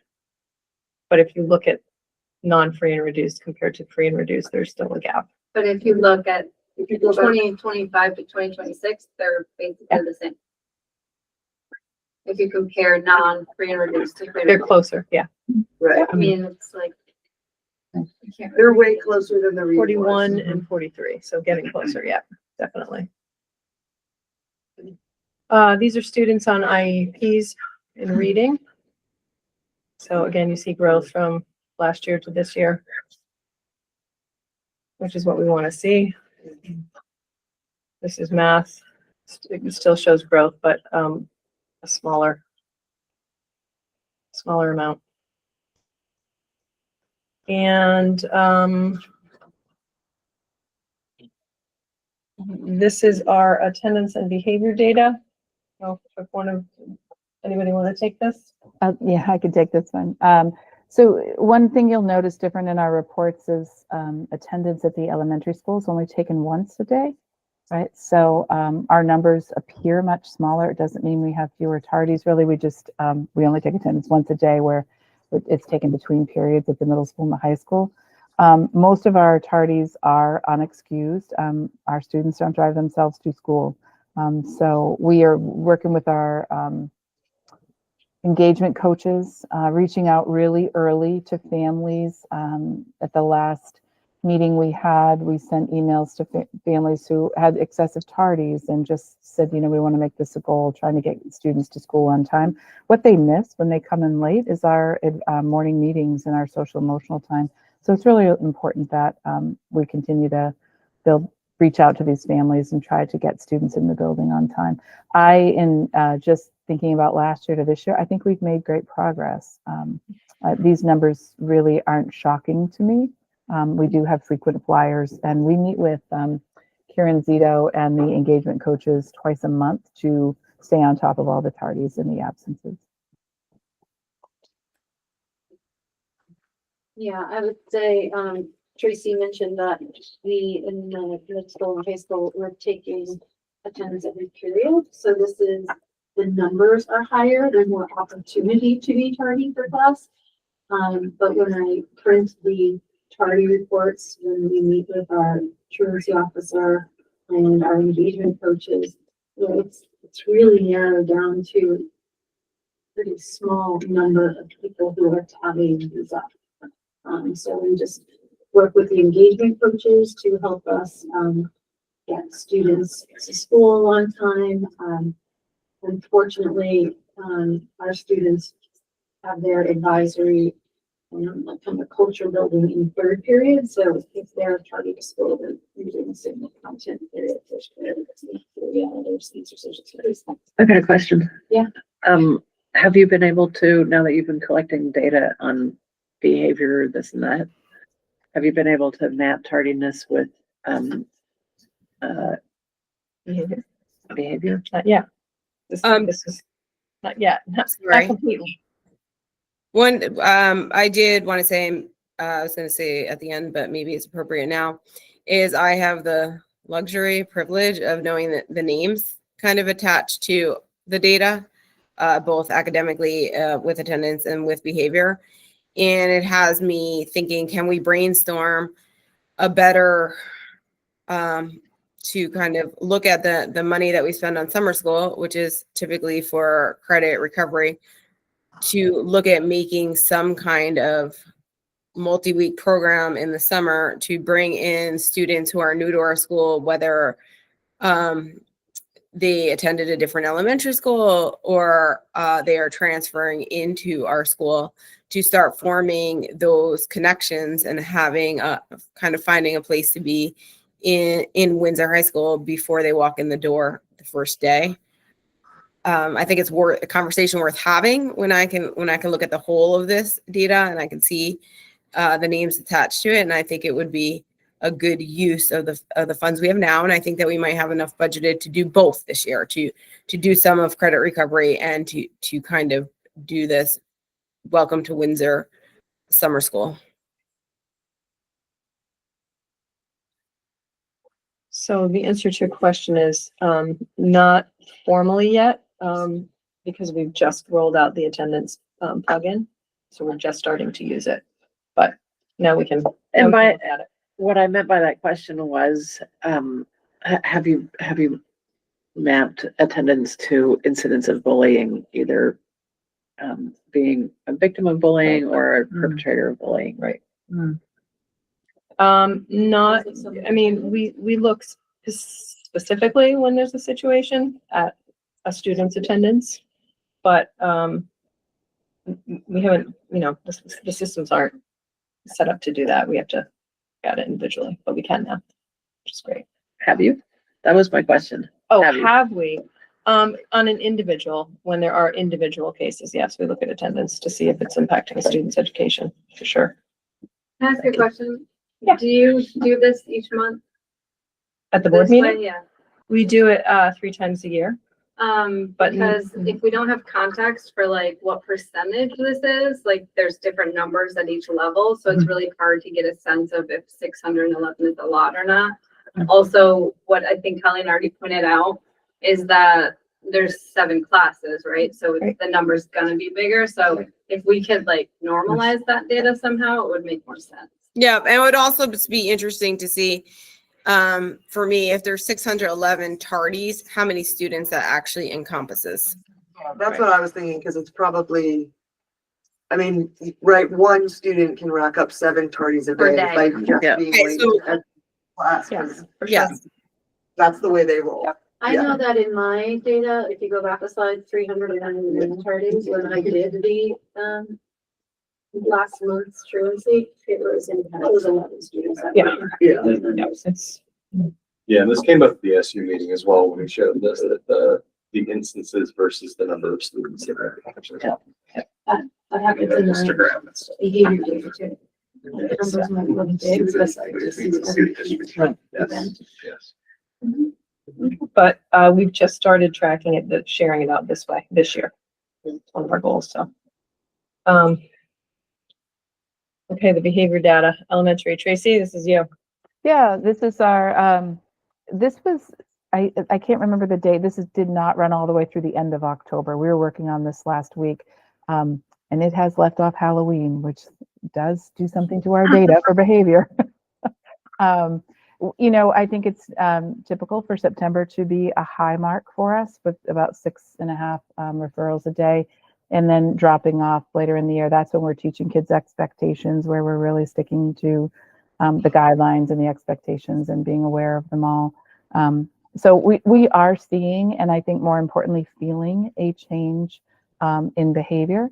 I think the segregating of the majors and the minors has helped. And I know without a doubt that we have increased a lot of communication home, both from staff and from myself, when we have majors or minors, or when minors roll into majors. So I'm looking forward to seeing how this progresses through the rest of the year. I would say for middle school too, just decreasing numbers each month, getting more into routines, more structures, more awareness of what the expectations are. the other thing worth noting is some of these are logged just as an FYI. They're minors at a classroom level that the teacher has taken all the steps. They've contacted the parents. They have followed up with the logical consequence of a lunch detention or something like that. What we are working on with now is we're working with Dennis. I had checked in with Christine first, and she updated what the Power School looks like. So now we can roll, if it's the same thing happening in 3 different classes, we can roll that into a major that then becomes one that needs administrative response. Shout out to Dennis, who's doing a fantastic job with parent communication and the way in which he communicates with parents and looking at each thing with the nuances and always acknowledging the improvement, right? So if we have a kid who's coming late and he's documenting they're coming 3 minutes late, whereas last year they were cutting entire classes, he doesn't want to destroy that relationship when he sees the improvement. He's doing a fantastic job communicating with parents. I agree with Tracy that the responses to behavior has felt much easier and clearer and cleaner this year with all the work that we did on the handbook. This data here that we're presenting was presented to our staff, where then we can make an action plan. Something that we might notice is that kind of behaviors ramp up 7th period, or discrepancy in grade levels or things like that, and where we could target interventions or proactive measures. So it's been great to have and look at. So I guess as we've gone through this, we've also been really working with the staff to be consistent and almost calibrate each other with how we're logging to make sure that the data we get back is valid. And this was a good example of like, this is showing that I had a report at 1 a.m. So I think, we're working on the fine tuning of things. This is the time of day looking for incidents. In the elementary school, we're always transitioning. So there's always a class transitioning, but I do notice that first thing in the morning and then around lunchtime seem to be key times for student behavior. So as an example, we put more people on morning duty on the playground, and we've increased the number of teachers that are assigned to lunch duty and recess. So hoping to see that maybe help to support the time of day. And then, we're working on cleaning up why we have reports coming in at 12 a.m., 1 a.m., and 2 a.m. Yeah, and Tracy, I would say having had experience with entering behavior data in systems like this too, I think that for folks looking at this, you can kind of in your mind move those 5 instances over to the PMs. Yeah. Exactly. Right. Exactly. Yeah. Who hasn't set their alarm for 6:30 yet, right? Depends on the system, but some systems, it defaults to the Yeah. current time that they put it in, they just don't change the time, so it could be just that you have a teacher catching up at midnight, putting in their data because it's something to do. It's a drop down menu and sometimes people just ignore that because it's very PM, tricky to like tag the number and sometimes it like kicks you out. And I think people just give up and just, well, it's more important to get the incident in there. Absolutely. Remind our staff, like it's really helpful to try to get that clock to work on that drop down menu the best you can. But I would say, everything that's 12 a.m. and 2 a.m. we're really probably around lunchtime. Yeah. And, that's, I think the trends that we were seeing, we're gonna say our own structured time and lunch recess for the biggest behaviors. It's good to be able to visualize those. And then locations. This data doesn't show separation of major and minor. I think that, which is why classroom, I think, is a high point for our behavior. It's where teachers are reporting, disrespect or defiance happening in the classroom. We know the playground and the cafeteria are our second highest hotspots. And again, that's why we've shifted some coverage to try to help support that. In the middle school, the hotspots are classroom and hallway. Very different. Most of the teachers are reporting the behaviors. Is that because it's not happening in the hallway or because there are no teachers in the hallway? For the middle school, they're reporting it mostly in the classroom and hallways. So they are there seeing, watching it. Just for different reasons. In the classroom, you've got expectations, and in the hallways, you have lack of supervision. In the classrooms, we also have, almost a second adult in almost every classroom, or a social emotional interventionist who can definitely log data a lot easier than the teacher teaching in class. My office is open. Am I allowed to? Yeah, if we can just remember to raise our hands here. I know we kind of let it loose for a while, Sorry. but we kind of want to get back to Robert. Apologies. Yeah, if you do have a comment, that's cool. I was just gonna say there often are middle school teachers in the hallway during passing times when I'm up there. That's where my office is, and I do see them. It's also just if anyone knows the Windsor Middle School, it's like everybody's going out and in doors that are like 10 feet apart. So like seeing what's happening in the hallway, I would imagine is like a very difficult task for any adult, just because like they're not walking really anywhere. They're just like moving out and then they like switch places because it's like one hallway.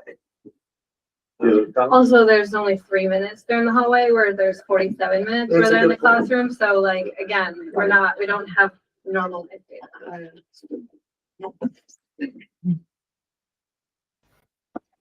So these are the subtypes, and it is a drop-down menu in PowerSchool, which we showed you last week. You'll notice that M, like where it says M defiance and there's O defiance, M is the major. So those would be what were considered major instances. At the elementary level, we've talked a little bit about what's defined as a major and what feels like a major. With little kids, it's different than it is with some high school and middle school, and that's why our behavior matrix is really important. But we've also been really focusing on some repeated behaviors, minors, and at what point those become majors. And I think that's what we're starting to see now when we've done the teaching and we've done the work with the kids and we've reached out to the parents through the teachers' communication ways. And now those are kicking over to me because they're major. We've done what we need to do and now we just need it to stop.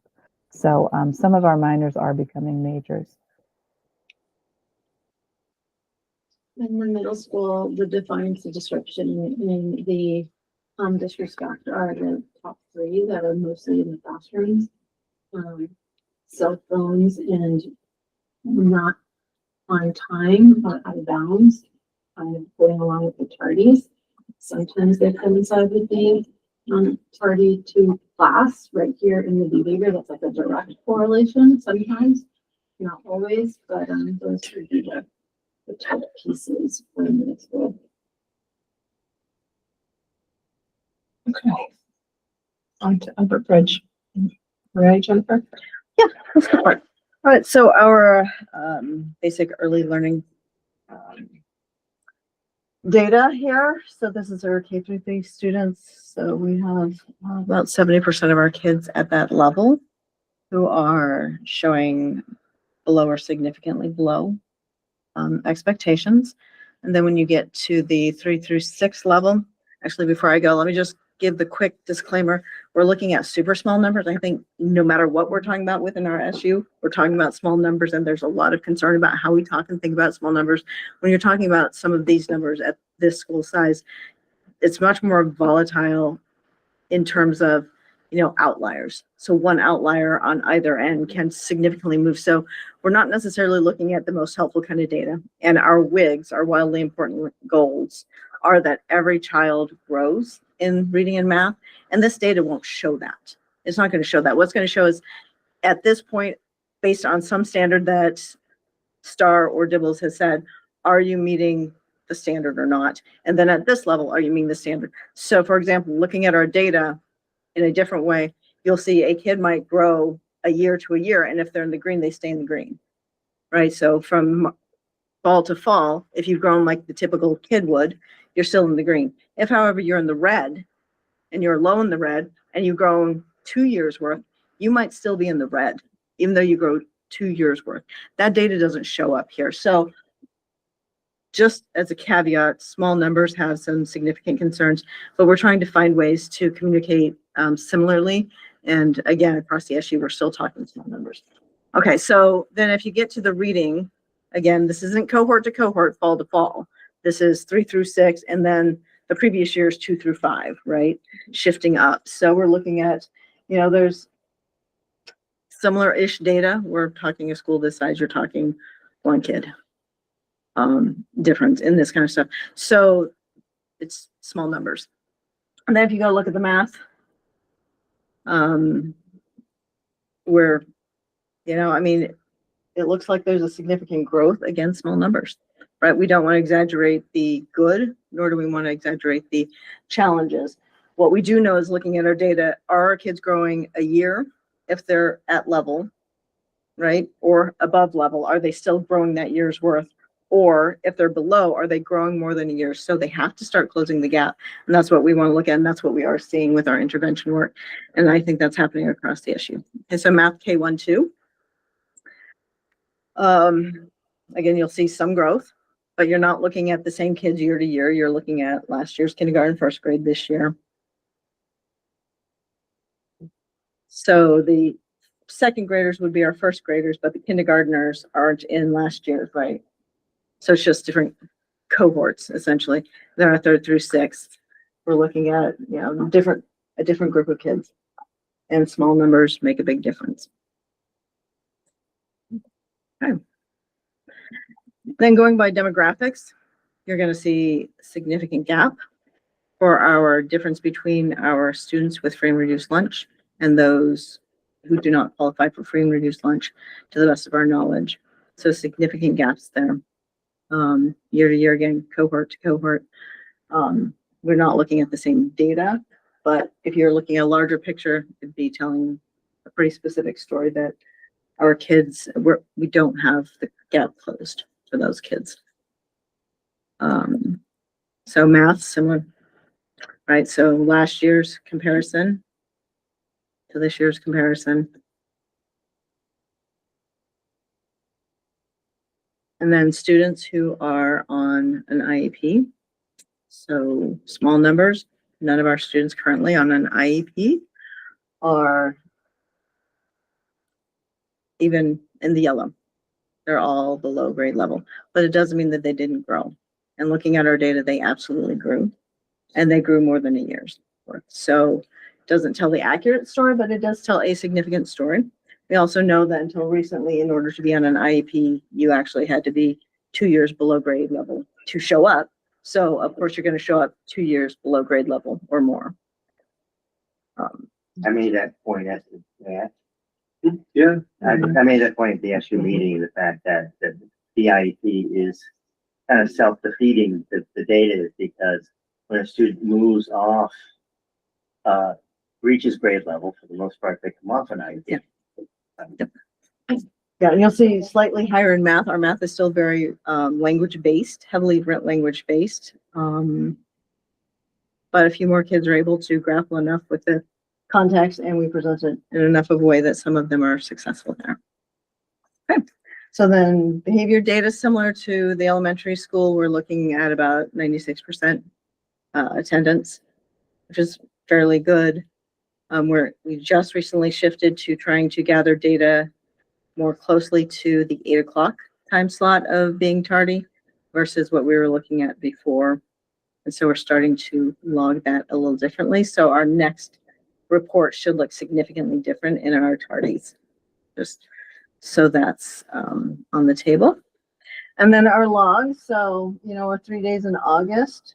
We had some kids come back to school. It was great. September, October looks low, as everybody said, because we only got half the month of data in. So I'd say we're sitting pretty steady, about 1.5 per day average for logs. Time of day, that little red thing there would be recess, followed by lunch, followed like I'm done with school. So, and for the most part, that is as you get into the 1 o'clock time, we're talking about our younger kids to begin with, who are just starting to get into the rhythm of I'm staying a little later and not taking a nap, or right. It's a lot of stuff. So then if you go to location, same story, right? Classroom and hallways are big places. Classrooms, that's where we're spending most of the time. Hallways is where the transition is, and we know transitions for folks it's just less secure, less scripted, more nuanced, and social interactions just require more cognitive skills. Playground is certainly a place. Our specials, our music and art room happen to be a super busy, active place, and it's really hard for some of our kids. And we're working to try and problem solve that. Okay, and then for subtypes, defiance and disruption are big ones. Disrespect shows up. I think something we want to talk about. Disrespect looks different for different people. So, you know, what maybe disrespect in one classroom doesn't sound like disrespect. It may sound like defiance. No, that's an interpretation thing. We have some majors showing up right now. So you see the out of bounds. That's when they leave the campus without an adult. Verbal threats, physical threats can also be in the major. And that's maybe yes.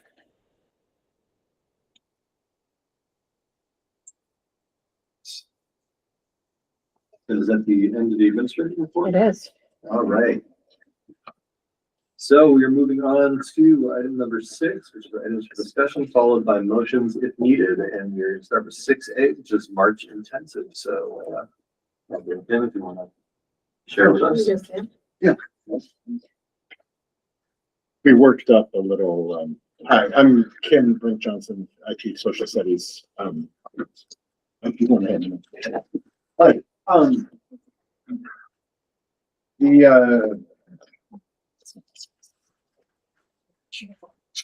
My sort of talking points. Thank you. The thing. So we are here to, I guess, ask for your support or approval for a proposed March intensive trip to Norway, Iceland. Yeah, that's what I'm thinking. So here's the deal, the background anyway. We had I talk about Norway every now and then in class because I was born there. Also, bringing it up provides kind of a contrast when I'm talking about US history. Norway shows up in newspaper stories and everything, stuff like that every now and then. Having to do with prisons, for instance.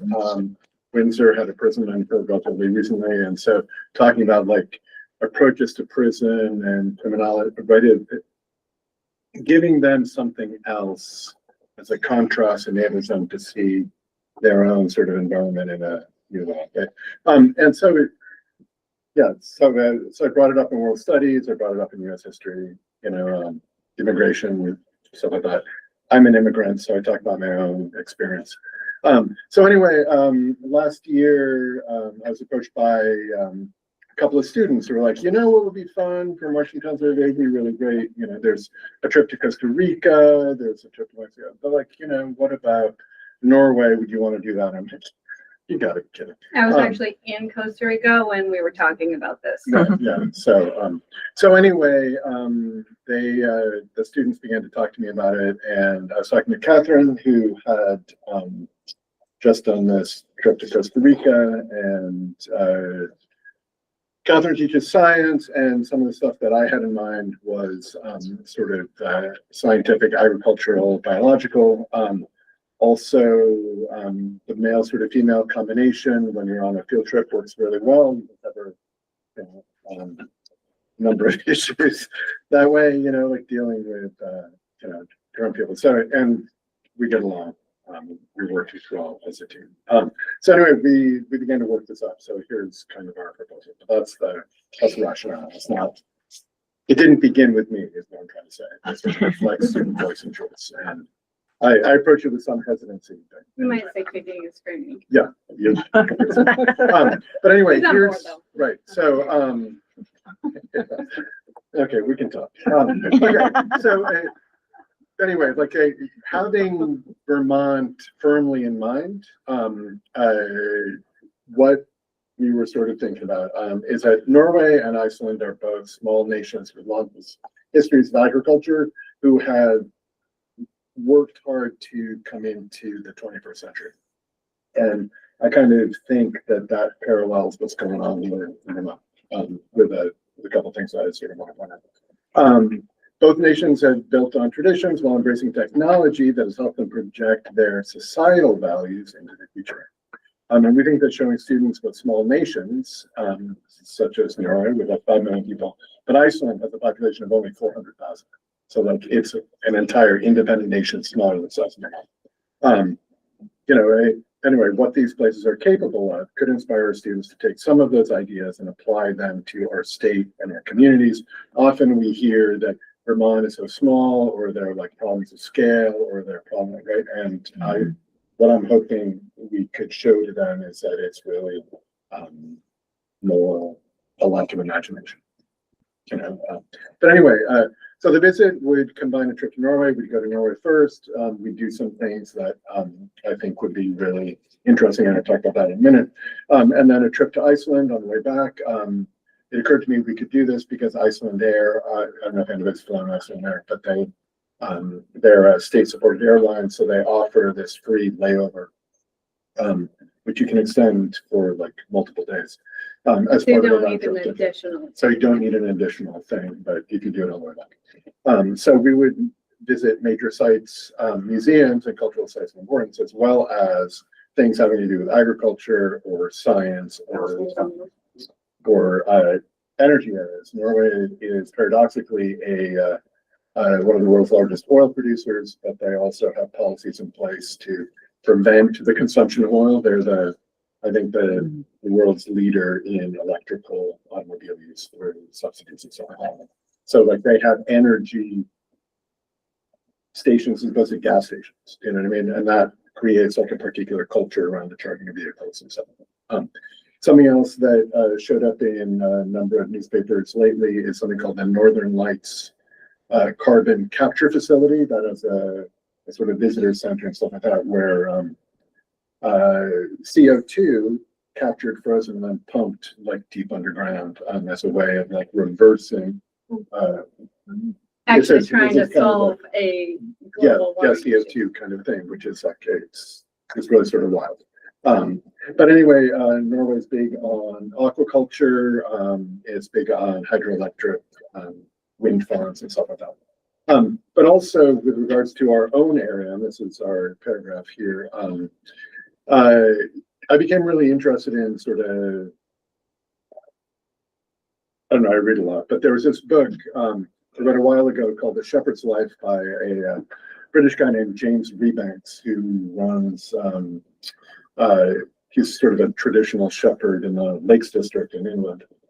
And I had a conversation with Amy Richardson, the wife of Scott Richardson, who's on the board for a long time. She was in charge of farm to school at Windsor Schools for a while. And we had a number of conversations.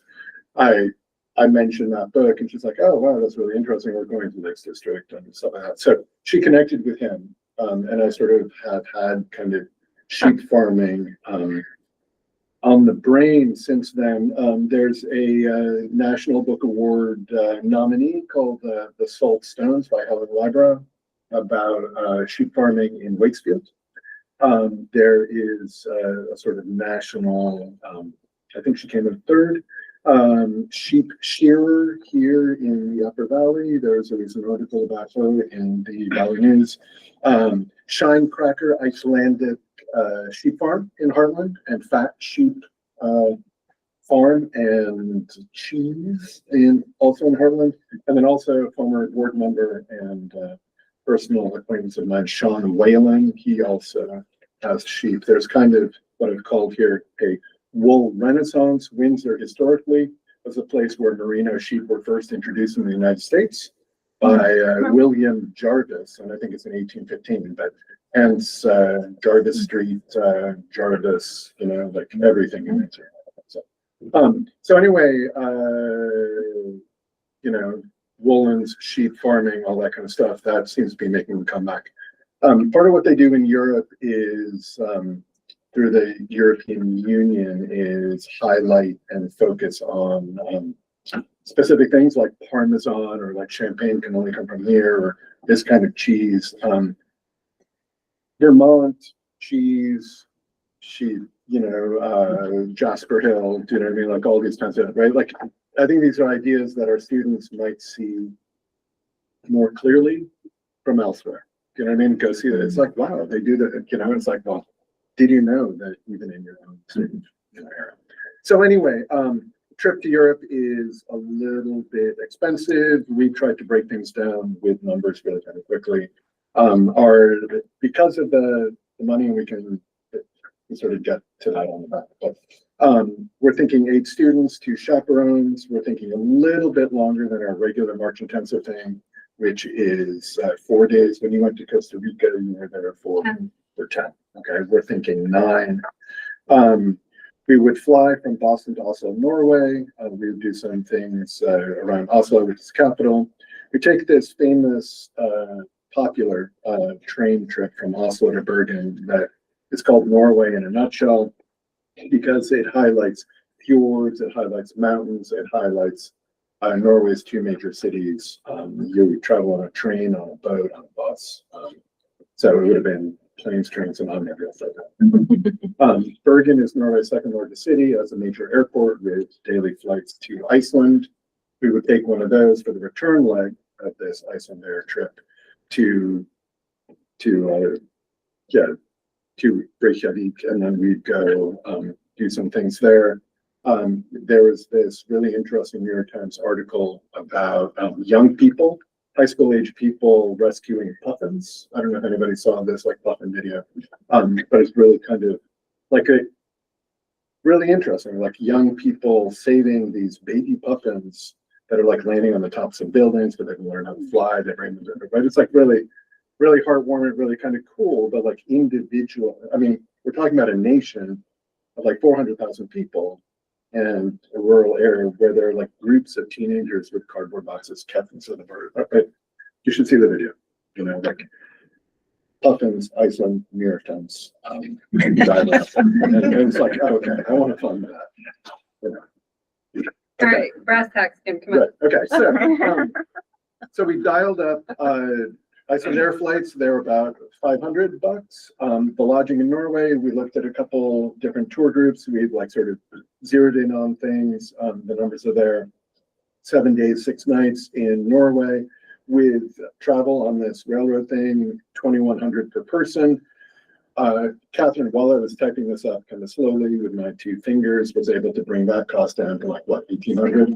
Yeah, so cost savings might be available. The same thing in Iceland with this Nordic visitor site. 1,100 per person, we may be able to do it cheaper. We would do external fundraising.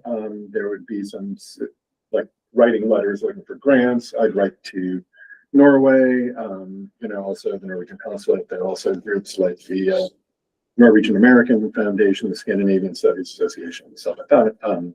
We, student fundraising at basketball games that are coming up. And then what they did for Costa Rica were individual student contributions to the tune of like what, 500. So we're thinking like a top line kind of a thing at $5,000 a person. So that's sort of what I don't think we'll ask them. And so depending on what funding we can secure, then we can cut things if we have to, like Right. skip the Iceland card or schedule each one of those things individually, which would save money, but it's such a quick turnaround that it is a little bit more attractive to go with something that has the whole package. So that's our pitch. Excellent. All right, so I will take a motion to approve the proposed Norway Iceland trip for the March intensive in 2026. This is Amy. I make that motion. Yep. Second. Second, we'll give it to Nancy. All right. Any discussion on that?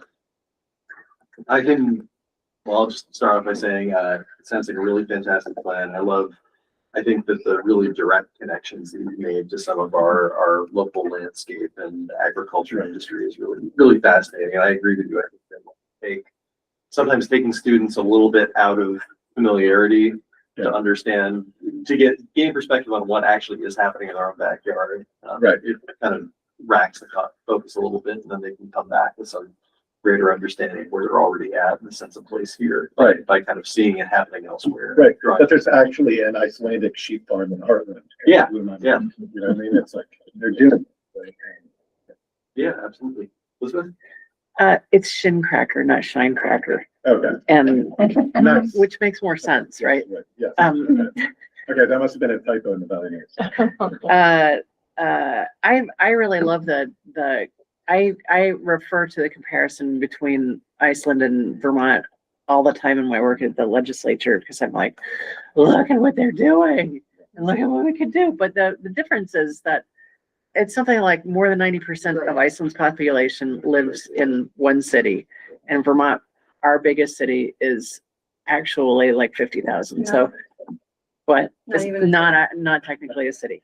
So, but that being said, so it does change the notion of scale in a way, because they are dealing with just one city, really. But they have been able to innovate in a way that Vermont has never thought about doing. And when we think about, the big lifts that we could be doing, right, we have a model for that, which is, I think really important for Vermont students to understand. I'll throw in too. I think it's been really fascinating and really heartening to see the different places that we're getting students to do. It's not, I think it can be, there's nothing wrong with this necessarily. It can be easy to find like a great trip and just kind of run it. But I seeing the diversity of different experiences that we've been, providing our students has been really fantastic. Also, for me, I think it's important to give them an opportunity to go somewhere they probably never would go. Yeah. No offense, Kim, but Norway, it's not like on your top 5 places to visit in your lifetime, right? So this gives them an opportunity to go sorry, Kim. This gives them an opportunity to experience something that maybe a lifelong member would be able to. And So, Bergen is one of the most awesome places I've ever been to. I'm it's so not glad that you're we going there. shouldn't be going there. It's just not, it's not in the like mental space of United States people. Absolutely. Kate's brother was United just there. States students. Yeah, I know, great. Any other comments from? I just sort of, Yeah, what's like up, one, Linda? like if fundraising went really well, could you take more than 8? Like, is that, Yeah, it's, like, it, like, Yeah, you know what I mean? Like, not, like, I wouldn't I'm be just against it. curious. so, the reason we came up with 8, so when I went to Costa Rica, the 2 times we went, we had 11 and we had 10 and we had 2 chaperones. But on that trip, there were other adults that were managing the kids. And so going out to dinner, right, is just going to be hard. Everything's going to be hard with a group, especially without like a company that's like setting it all up. Yeah. So we were thinking of keeping it small. So are we open to taking more? Sure. I'm just curious. No, I think that's a good assessment. I'm just picturing, also on the Costa Rica trip, there were 14-year-olds. And so that really changes things. So we've been thinking about that as well. Because there's fewer adults, like, could we have an older population? Sure. Any other comments from the board? Okay. All right, well, I will take a roll call vote to approve the proposed Norway Iceland trip for the March 10th of 2026. And I will start with a second. How do you vote? Aye. All right, Aye. Nancy, aye. Amy, Hi. Elizabeth, Aye. Bill, Aye. and I'm an aye as well. So you are approved, and thanks so much for No, we gotta do the hard work. giving us the rundown, and I I'll look forward know. to seeing those fundraising opportunities to help support that. Thank you so much. Let us Yeah. know the fundraising opportunities. Great. Good job. All right, so we're on to 6B, community dinner check-in. And as always, we can make this one brief. It's mostly just because it's later this week. I want to do a little bit more of a touch point on it. I'm sure we got everything, nothing we discussed in person here, but it seems like everyone can sign up by now. Elizabeth, you got everything about that? You signed up on the grid yet? I did. I Yeah. signed up on the grid.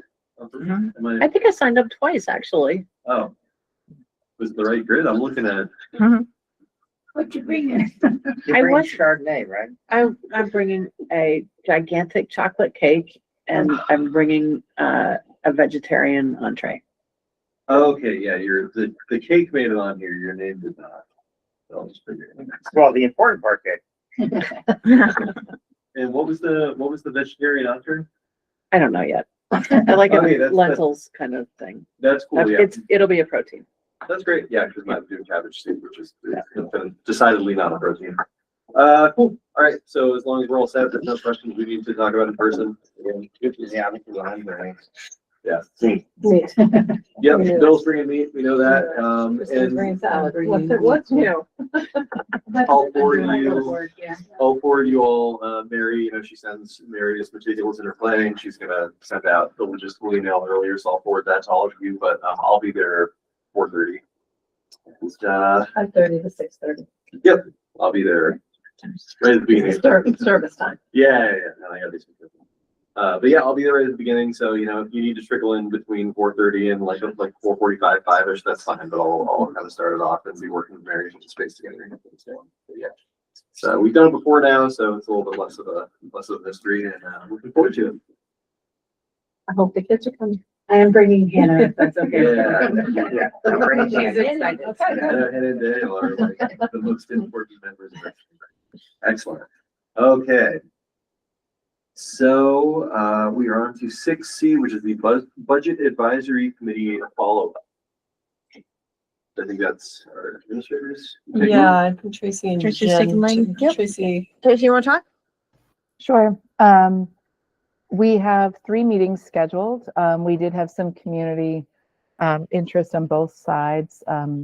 Jen, you'll have to help me with the Albert Bridge names. I know Amanda, who's in the room, is interested in being on the Building Budget Advisory Committee. Brittany Preston from I think she lives in Brownsville actually, is joining. And then Jen, you had 2 other families who I don't know. So we have Ryan Thompson, Chris Nesbitt, who served last year, and Liz Frederick, who showed interest. Right, and we have meetings scheduled for Sarah Higgins. So I mistakenly said Sarah Higgins instead Oh. of Ryan Thompson originally. Oh. So sorry. Did Do you, not? I would Sorry, I like flipped to him. Participate if I can. If you don't need me, that's fine, but I got it on my calendar. So I'll get through it. All right. Jen, did you added the newest names to our meeting list? Invited them to the calendar invites? I'll have to check, see who I've invited to the calendar invite at this We point. can touch base tomorrow. Our first one is November 21st. And then again on December 5th and December 19th. So we have scheduled three meetings.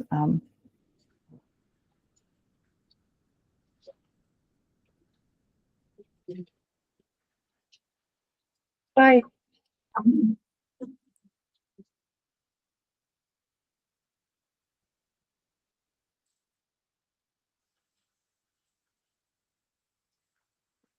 Right. Any other budget committee update, or is that just kind of? I think that's where we are. Primed on Yep. the groups together, we got meetings planned. Excellent, all right. So I guess that kind of leads us into 6D, which is preliminary budget conversation, and Christine, I believe that. Yeah, I can give a brief, Yep. summary of kind of what we've been up to. So as you heard tonight, a lot about Act 73. There's another piece of Act 73, which is the class size minimum legislation, which goes into effect next year. And it's my understanding that that goes into effect regardless of whether there is a map selected or not. The class sizes are a piece that happen next year. So those minimums are as follows. Grade 1, there are no requirements for kindergarten. Grade 1, 10 students. Grades 2 through 5, 12 students. Grades 6 through 8, 15 students. Grades 9 through 12, 18 students. And if a school fails to meet these class size minimum standards for 3 consecutive years, the Secretary of Education will have the authority to recommend that the State Board of Education take a range of actions that include providing technical assistance, taking administrative control of a district, or requiring a school to close or consolidate. And then there is some language around if school is deemed geographically isolated, you can request a That's that waiver. committee. Yeah. Yeah. So Larry and I have been meeting regularly and working on the numbers to see that we where we are in compliance with the law and where we are not in compliance with the law. So there is some impact on our high school courses. There is some impact at Albert Bridge where we are not in compliance. So we've been working with the administrators to figure out how that impacts the budget and staffing. And our plan obviously is to present a budget that's in compliance with the law. And then we'll present it to the Budget Advisory Committee, obviously, and go through that process, and then come back to the board in December with the budget for you to go through with us. So backing up, the budget committee is not going to decide the configuration of Albert Bridge School, are they? No, Okay. no. And so I think- are you deciding the configuration of Albert Bridge? Who is No. deciding the configuration of the school? You mean what the grade levels are? Yeah. I think that Jennifer and I met with Larry. We talked about some scenarios that might comply with the law. And But the law, it just, as a reminder, the law is it's not just 1 year, it's 2 years of the class size. It's not a 1 year three-year snapshot. average. Yeah, So it's 3 year average. I've been looking for that language and I cannot find it anywhere where it says it's an average. So if you have it, please send it to me. I've asked, what I read to you is what I've found in the law itself. So I know that it's, if a school fails to meet those numbers for 3 consecutive years, that's when administrative action can take place, but, I would, if you have that, I would very much appreciate you sending it to me, or I will. anybody. Yeah. So so we are doing the numbers to see where we're at for next year in terms of, class sizes and staffing. And no, I'm not deciding the configuration. I'm presenting, where we are in compliance and where we're not, based on the law. And none of this is easy, and none of this is anything that any of us really want to be doing, but, Because we're merged with Windsor, the classes size has to be merged. Could they be merged too? What do you But mean? could be merged, but is it, I guess your question, to clarify your question, is it building based or is it district based? Yes, that's the I think the way that, Larry created a spreadsheet, and I'm pretty certain he did it by school. He did it by school, Yeah. yeah. We can certainly look at it in, But the question is, By what's the district. law? the law is, Well, you're looking at it as Yeah. one clarify. We're talking about classroom sizes, correct? we're talking about, teacher to student, ratios. Yes. Okay. So I think when we say class, and that Yeah, means all of the students that no. are at a grade level. We're not talking about teacher-student ratio. They decided not to go with teacher-student ratio. It's They by decided the to go with, cohort, right? yeah, Yeah, by student the cohort. population, By the cohort. not the ratio. So it's how many students in first grade Yeah. Okay, so as we a are whole, talking about. yeah. Okay. So it's not like, you It's know, not per classroom. Okay. Right. right. And so you could have one classroom with 20 students and one classroom with 10, and that would meet the needs of students, but still meet. that Meet the law. But the question would be, before you go too much forward, is it district based or is it building based? That's sort of- The way we figured it to start the work was building based. We can look at it. Thank you. Can I ask a question? So what you just said, I'm a little confused about. If it is class-based, like first grade, how does that affect high school classes of certain subjects? It's by content area.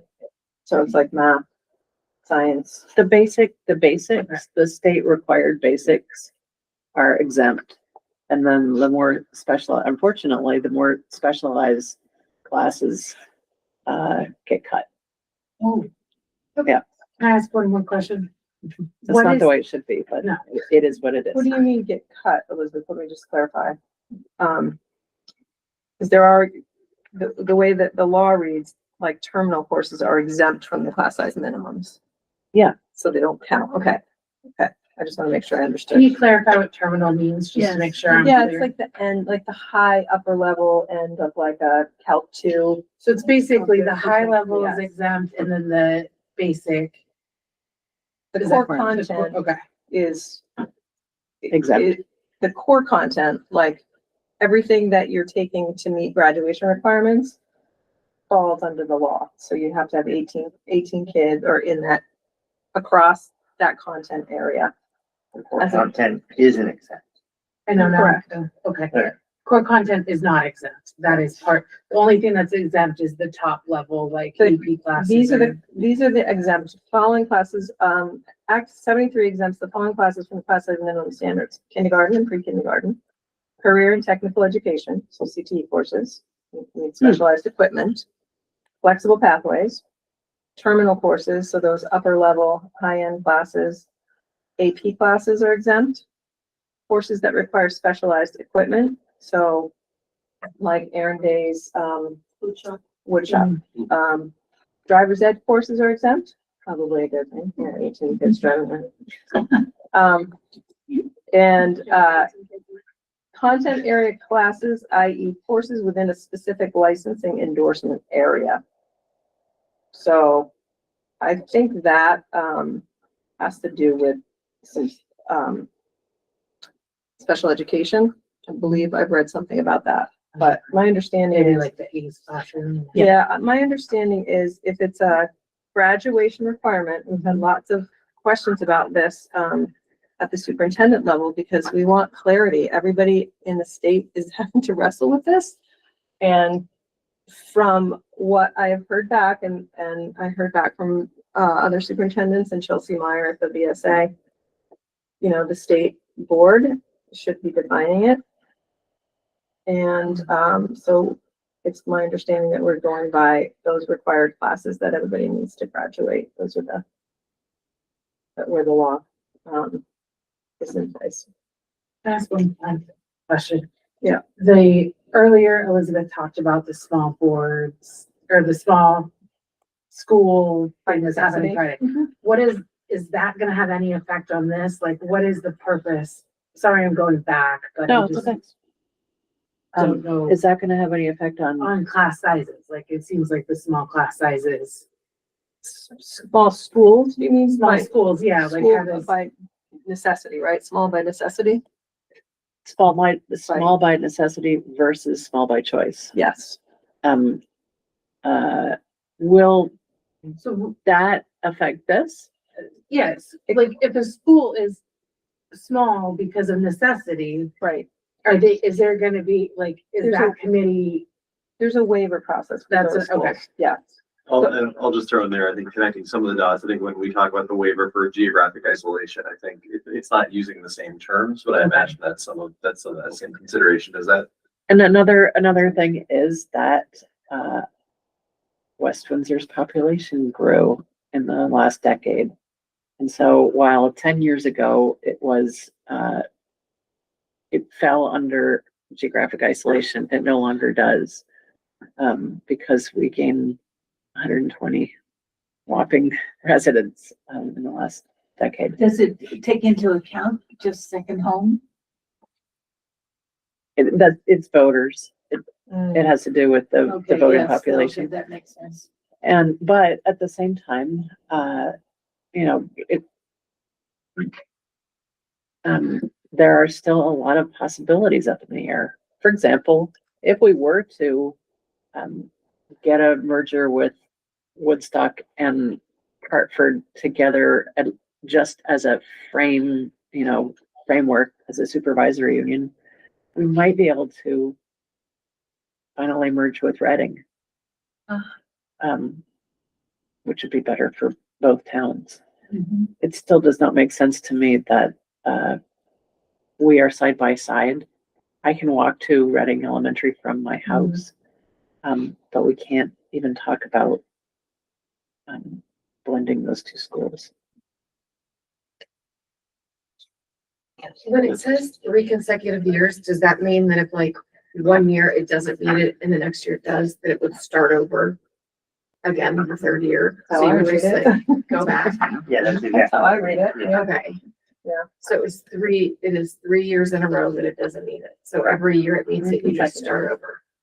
But Yep. again, I think it's really important to decide, does it, the district not meet it? Or Right, does the right. building not meet it?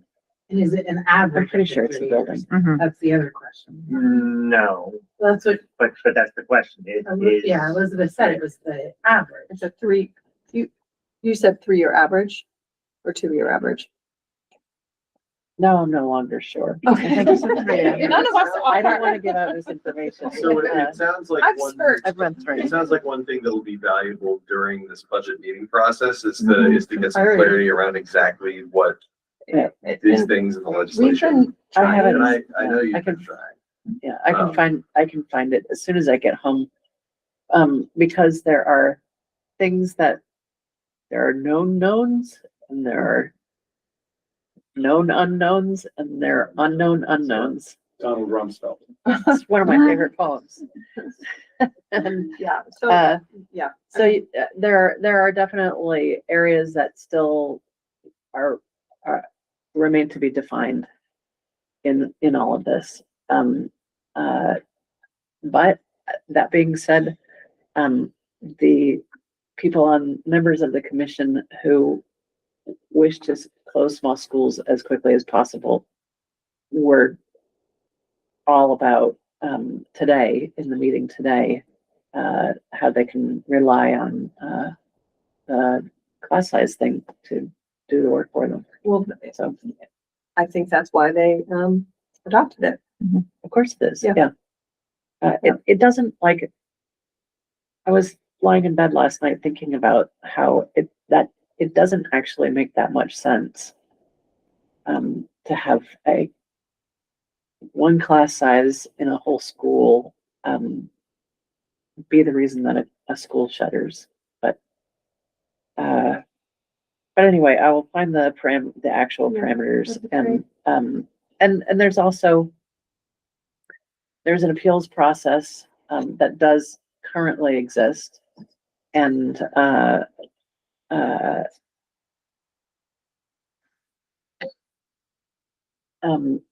I think we'll find out whether it's 2 years or 3 years and whether it's an average. I don't think it actually makes that much sense for it to be an average Over 3 years. over 3 Yeah, I years. don't think so either. It's 3 years I couldn't running, find it, but but if you I find just it. looked online. It doesn't use the word average on the AOE website. No. It uses the word average on ChatGPT or AOE is in here. oh, you can't trust No, ChatGPT No, on, I know. It for what does not statutes use at the all. word average on the AOE website. No, I couldn't find it. I've looked, it's come up. But We've met with people. And it doesn't say anything about over the 3 years of an average. It says the numbers in the classes that they're giving, like 10 students to grade 1, 12 students to 2 through 5, 15 students to 6 through 8th grade, 18 students to 9 to 12. You're saying that those numbers are averages for maybe the size, Yes, within the grade level or within the content area. but they're not saying. So you could have a class of geometry with 15 and a class of geometry with 20, and you would meet the requirement. But they're not saying the average isn't pertaining to the 3 years. Right. Okay. That makes sense. It sounds like maybe those two concepts just got muddled. So that's what we've been working on, and that's what we were tasked with. Like I said, it's hard work, not anything that any of us really want to be doing, but Yeah. I feel like it's my job to bring you the information. And according to the law, no, it's really not necessarily coming from. I mean, I feel like we're doing what we've been told we need to do. And then we'll come back in December with a draft budget for you. And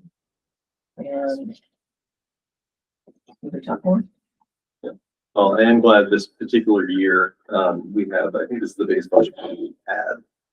Yeah. Considering what, 2-3 years ago, we didn't have one at all. Right. So I'm glad that some of the folks are involved, especially with a lot to talk about this year.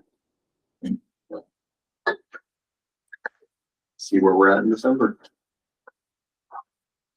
Sounds good. All right.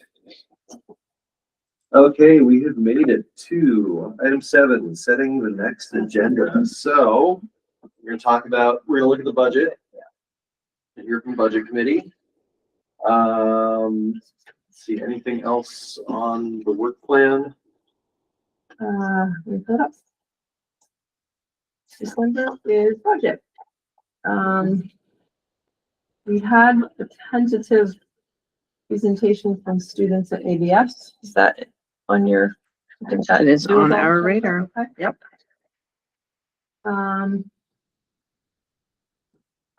I don't know, your staff input on topics for discussion and upcoming events, I think that would be board 12.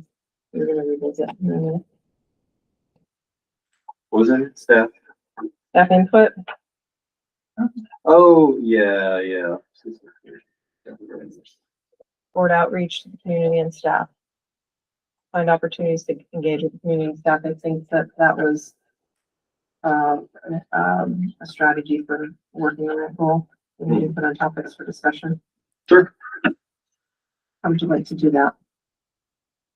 I mean, I think just putting it kind of broadly. Out to the staff? Sure, yeah. No, okay. Yeah, okay. I get what you're saying, so brain's going a little bit. Approaching 9 Is o'clock. there any engagement with the staff you'd like to have prior to the meeting about input? Yes. Okay, If, yeah, I think just putting a general question out Yeah. there is, I mean, yeah. Yeah. You know, on there. just ask. Awesome. Thanks. Got it. As an agenda item, it can Yeah. just be put as that broadly, that's where my Yeah. brain was going, but yes. And I that's a can good bring idea. back, or we can bring back administration, can bring back any topics they. Yeah.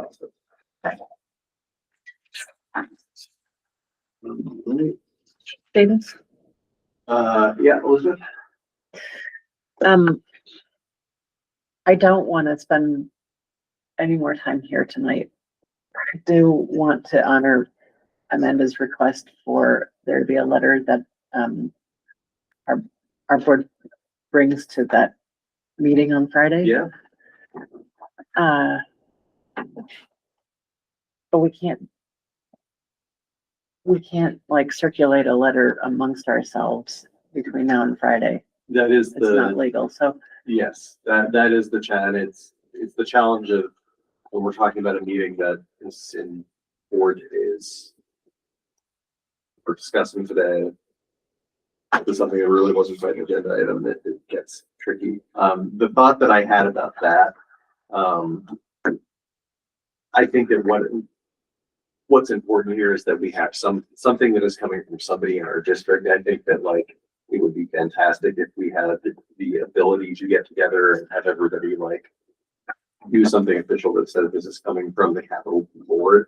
That being said, I mean, well, I guess I would solicit your advice on this one. If it could be, I could work with you on a letter that is coming from members of the board. But again, on a short time frame, like. Or we could draft a letter, and I have a stolen day tomorrow, as I mentioned earlier. We could draft a letter and like try to meet for 5 or 10 minutes as a board to look at it together.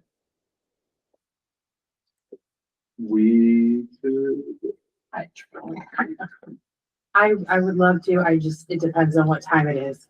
I don't have a stolen day tomorrow, I wish I did. I guess it depends on what time. I'm also volunteering for what's tomorrow. Oh, we could just do it on, well, You're having a dinner? we could do it on Thursday? Thursday. We are seeing each other on Thursday. Don't we have to, if we're talking business, that's a different. Mhm. Yeah, it's not. It's not a Yep. warrant public meeting, so it's Sorry. being done. Yeah, but can't we warn it for 5 minutes to special meeting? I don't know, we'll be there.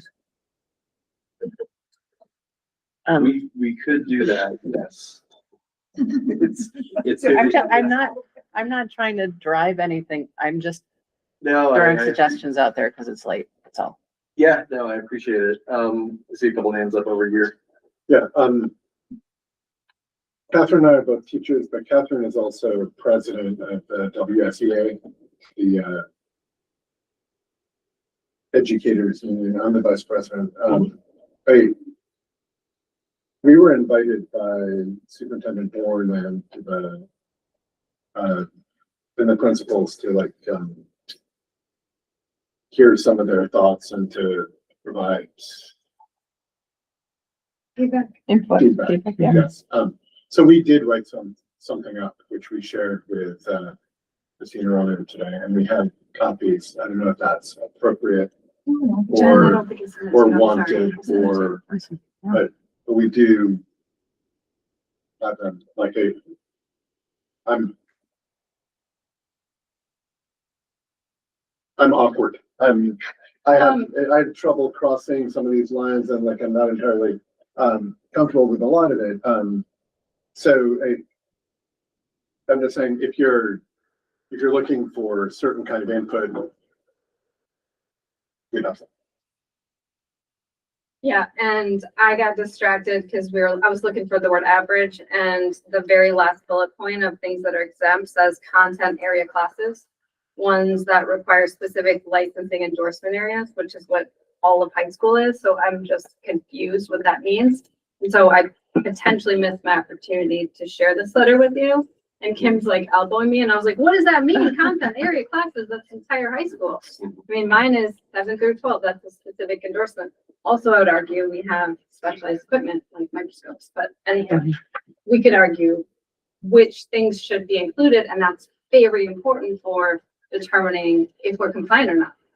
So, Christine and the principals, I was gonna say president, the principals met with us to say what they saw as far as the way it was being interpreted. And then I wasn't sure if we should be responding to this because of the specifics you provided at this point, but like how flexible is your plan? I guess is my question. Oh, our plan is,